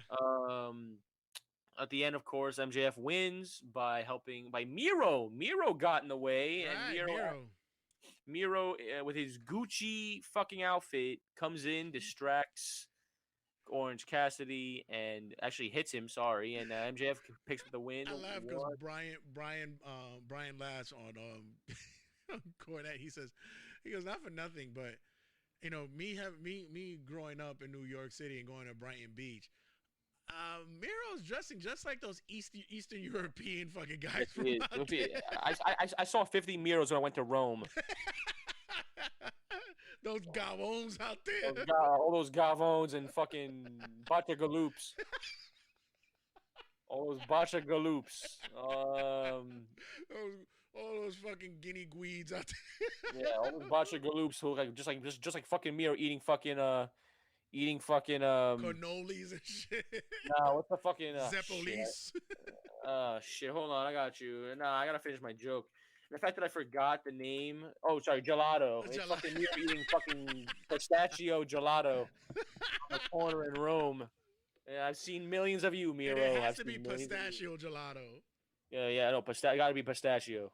Gotta be pistachio. If you don't get pistachio gelato in Rome, you fucking ain't doing it right. But yeah, Miro, once again, I saw you in Rome, fam. And so that was NXT. That was AEW. It was lackluster to say the least. Few okay matches, but besides that, it was a fucking train wreck. Let's go to NXT as Finn Balor opened up the night and said that he's ready for all comers. WarGames is over, and now it's time before for he even starts this fucking sentence, somebody comes out to interrupt him. Whip, whip. And it's Pete Dunne, ladies and gentlemen. Pete Dunne, your boyfriend. My man crush. Hello, boo. Pete Dunne versus Finn Balor. I mean, of course, fucking give me it. But why not? But Kyle O'Reilly comes out, and great. his have a history, and that could be a good match as well. And then Damian Priest comes out. That could be another great match, but I'm okay with passing on that for now. And then during the segment, we have Scarlett Bordeaux coming out, staring down the group. Because now your man crush is coming back. Oh, my man crush is coming back, and I'm not going to spoil it, but maybe he already did. But Finn Balor comes out and says, "Make sure to tell your boy when he's ready, I'm ready." Damian Priest talks shit about Karrion Kross, and the segment ends. Then NXT, we also had let's see, Jake Atlas picked up a win over Isaiah Swerve Scott. Yikes! Isaiah Swerve Scott's getting pushed to the back burner, huh? That's unfortunate. The guy was getting some good fucking some good clout and some good. That's just for now. It's a spinning pendulum, ladies and gentlemen. Once again, you can't hit a home run every time. Mm-hmm. Pete Dunne picked up a win against Killian Dane this week, who was looking for revenge, of course. Pete Dunne's faction has beat up Killian Dane and Drake Maverick on multiple occasions.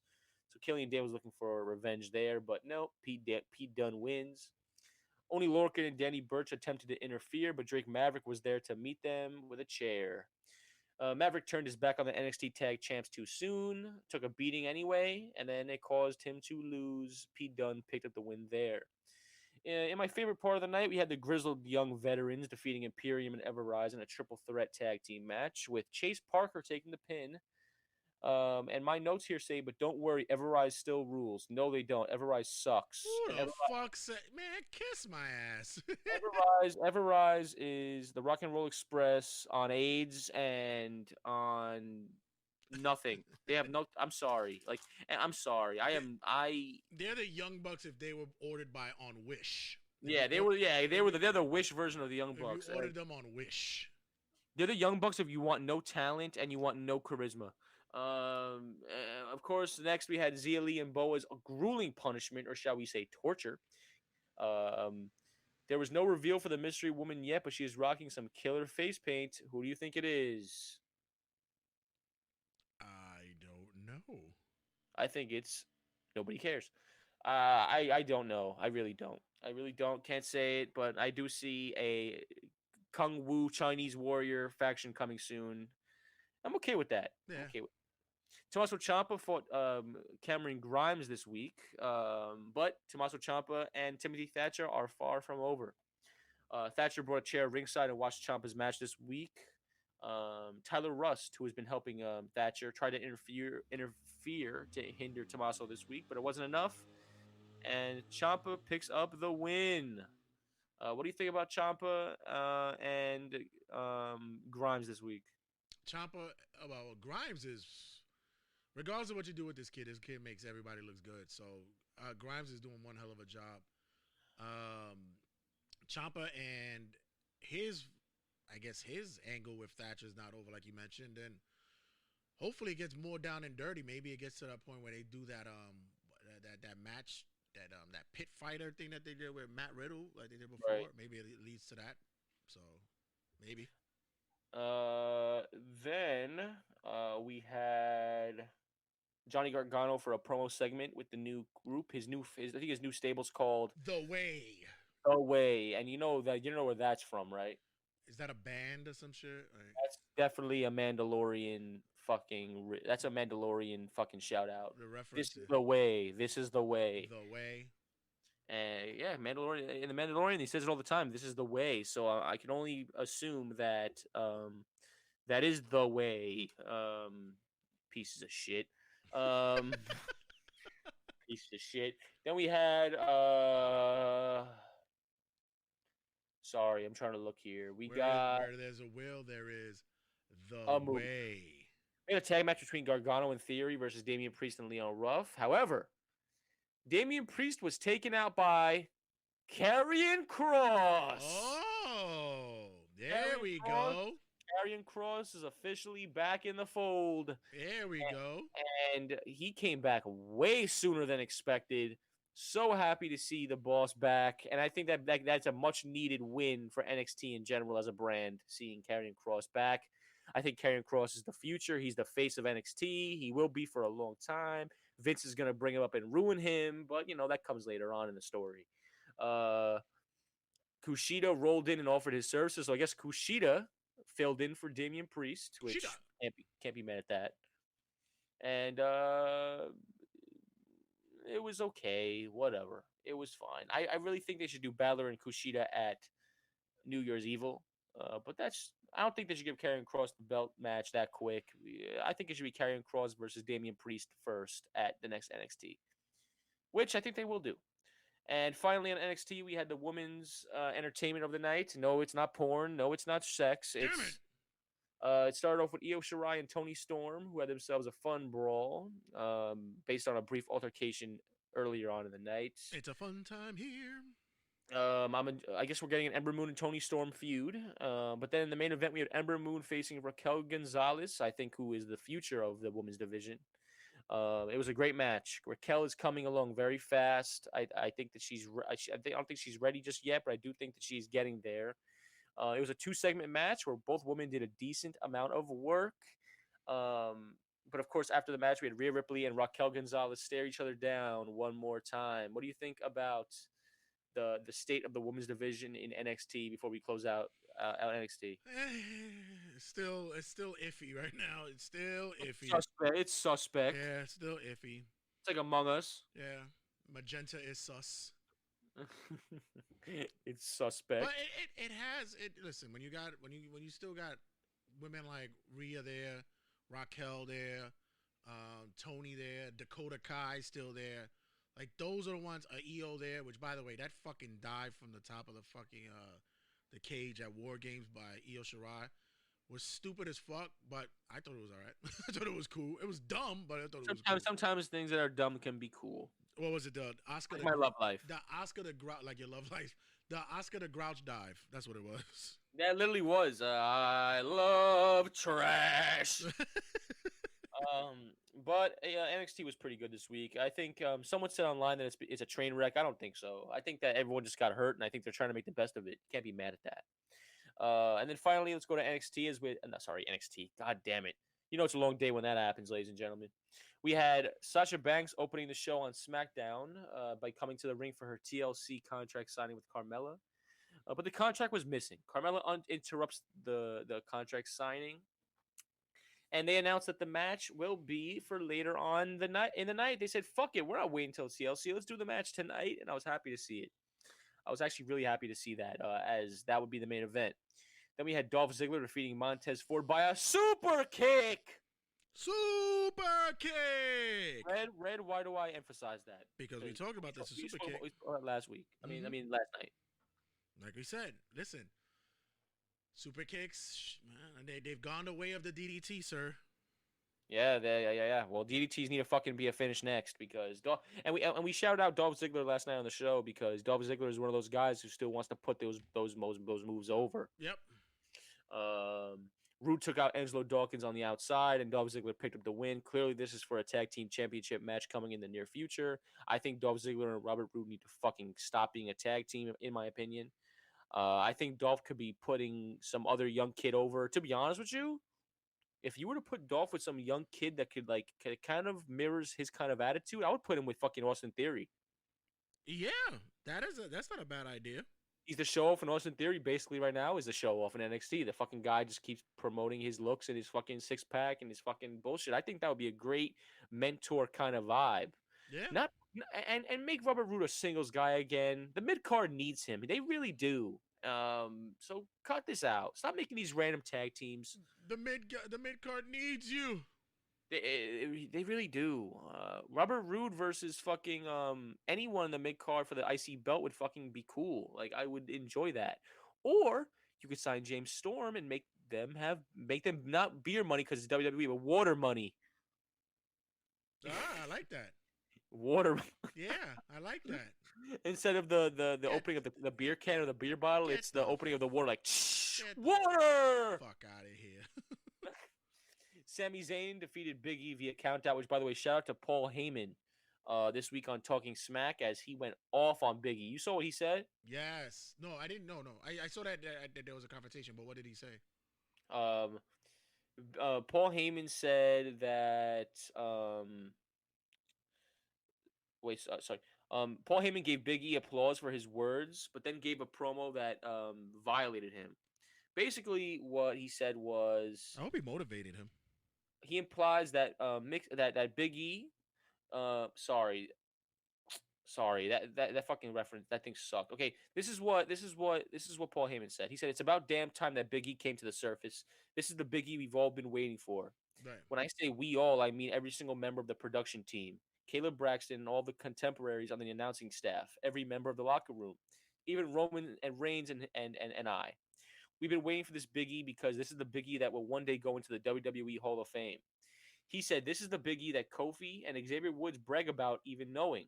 I mean, no disrespect towards Kofi or Xavier, but truth be told, sir, the muscle behind the New Day has always been Big E. And now you have a champion in your sights, which means you have a championship in your sights. Sammy is the first step for you, but it gets better from there. Then he goes, and then he said that, he goes, this Big E, a focused Big E, a singles champion Big E, has so much potential that 10 years from now, they will always say that the accomplishments that you did with the New Day pale by the respectful comparison to the accomplishments you pull off on your own. This is what he said to Big E personally. He says, I say that to you with the following statement. You have to accept that in your heart that the New Day will only be a footnote in the story of the greatness of Big E. And if I may prove my case to you, I ask you a rhetorical question. When was the last time you saw Roman Reigns in the ring and anyone even bothered to mention the Shield? I'll leave you with that. I mean, he's not wrong. I mean, he's actually... That's what I said. I hope it's the ultimate motivator. He literally just said what I've been wanting someone to tell Big E, and I think it was a great statement there. He basically said, listen, the Shield was a part of Roman Reigns' career. It'll always be there. But when you become single and when you go solo, if you do the job correctly, no one's gonna think, oh shit, he's from the Shield. They're gonna think, yo, Biggie Langston deserves to be in the fucking Hall of Fame. Right. So it was a great motivator there. And to be honest with you, Paul Heyman on Talking Smack's kind of making it must watch again. I might have to check out Talking Smack again every fucking Saturday morning. I really might have to. Then we had the Riot Squad defeating Natalya and Billie Kay via pinfall. Nobody cares. Billie Kay, people are giving her mad love for her comedy as of late. I agree, but I got to see more of her in-ring shit by herself. Cesaro and Nakamura defeated Otis and Chad Gable via pinfall. I guess we're gonna have it. Okay, so you break up Otis and Tucker to make Otis a singles guy just to throw him in another tag team. That sounds familiar. Peyton Royce and Billie Kay. Yeah, but I'm also seeing it as though that is not a tag team. I guess it's supposed to be the starting of a faction until now you just sent Otis to the fucking PC.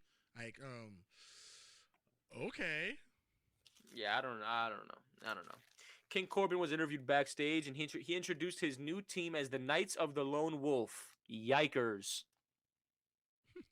I knew. Didn't I say it last week that they were going to be the Knights? Yes. I knew it. That's terrible. I fucking knew it. He then welcomed the Mysterio family to continue their issues with him. So I guess we're going to get the Knights of the Lone Wolves and Baron Corbin versus Ray, Dominic, and Murphy. I guess that's what we're coming at here. God help me. Save me. And then that happened. And then finally on SmackDown, we had the Women's Championship match. We had Sasha and Carmella, and it ended in a DQ. Banks did not obey the referee's command to break because Carmella got her pissed off. Carmella then attacked Banks after the match, pushed her into the. You like this part? You pushed her into a champagne bucket, and then dunked her face in it. And then dumped her face into it. Which, by the way, I don't want to sound sexual or anything like that, but like the champagne got all over Carmella's breast area, and after that, it looked fucking amazing. Yeah, I hate to bring it up, but wow. And Carmella leaves the night. Sorry, two more things happened. One more thing happened. I gotta mention that. But that was the end of the SmackDown. Of course, Sasha Banks retains, and Carmella, but she had the upper hand at the end. That was clearly just a build-up for their match at TLC. And then we had Kevin Owens cutting an in-ring promo, directing at Roman Reigns, saying that even after Reigns' brutal attack last week, Owens does not fear him. Owens introduced Reigns to his friends who would help him beat Reigns in their TLC match, which were chairs, tables, and ladders. As Reigns watched Owens on a backstage monitor, Jey Uso attacked Owens from behind with a chair. After that, Reigns was out after Kevin Owens beat the shit out of Jey Uso, which Jey Uso kicked out of probably too because they don't sell anything anymore. Paul Heyman encouraged Reigns to not go into the ring, telling the Universal Champion that he needed to show Owens that he does things on his own time. Reigns walks away. Owens gave chase with a chair. What do you think about Kevin Owens and Roman Reigns to close it out? I like the build up to this. Of course, we're gonna get. Are we gonna get a TLC match, or are we gonna just get a table match? No, it's confirmed. It's TLC. It's TLC. Okay, yeah. The tables, the chair at the table, and I don't know who brings a ladder to dinner. I don't know what the fuck it is, but anyways, no idea. Other than that, no, I did. This is a nice prelude before we get Roman into a big fucking angle going forward. If it's Goldberg, I'm gonna fucking slit my throat. That's what they're saying. God, I mean, that can't be a Mania match, can it? It can't. That's what they're saying. With so many other fucking individuals. Biggie! Exactly. Hell, if you're gonna bring The Rock back for one shot, fuck it. Like, that's what everyone's waiting for. But I think they're gonna wait for that to be a guaranteed audience in person match. But yeah, no. I don't think they want to risk this year in terms of just in case it gets worse, and they don't want to do that with no audience. You got Big E, you got Daniel Bryan, you got a bunch of guys. Like to be honest, the Elimination Chamber after the Rumble would actually be pretty interesting in SmackDown. So right, I don't know. It's right now for Owens and Roman. It's a good prelude to whatever's coming next for him. And that was SmackDown, and that closes it out. Red, how do you enjoy this week? Like I said, very fucking bipolar. As it usually is. A very bipolar week. It was just, I guess, I don't know. Who's your superstar of the week? Superstar of the week goes to Kenny Omega. Got him. Has to be. Really? Has to be. For just talking? Just talking, doing the rounds, being able to promote both shows, putting each show over, and because honestly, wrestling wise, It was not that good of a week. Yeah, I didn't really see anything captivating. No. My superstar of the week, because we're finally reviewing Impact, I'm going to give it to an Impact star. I'm going to give my superstar of the week to Rosemary. Who would have thought? Who would have thought, right? Who would have thunk it? Crazy. Rosemary, great music, great look. I see where they're going with her. She's money. It works, and she fucking impressed me this week. She really did. So I'm going to give it to Rosemary.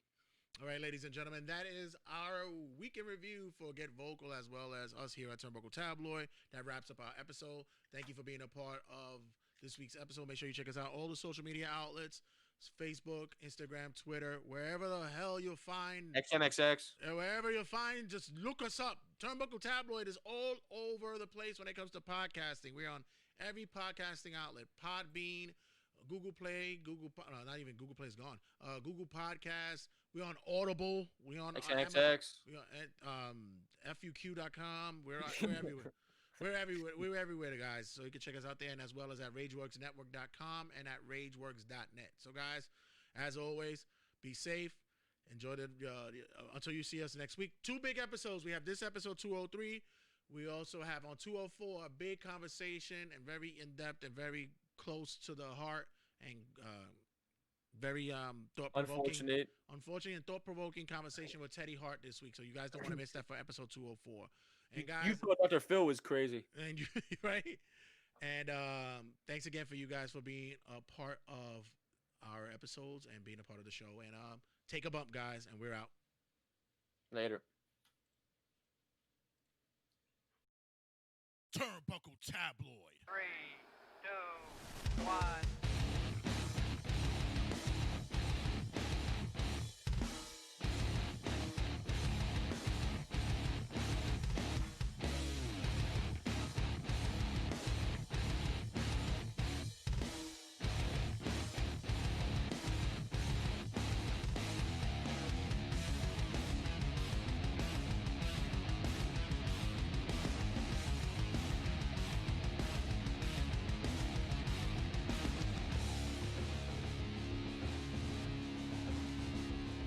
Turnbuckle Tabloid.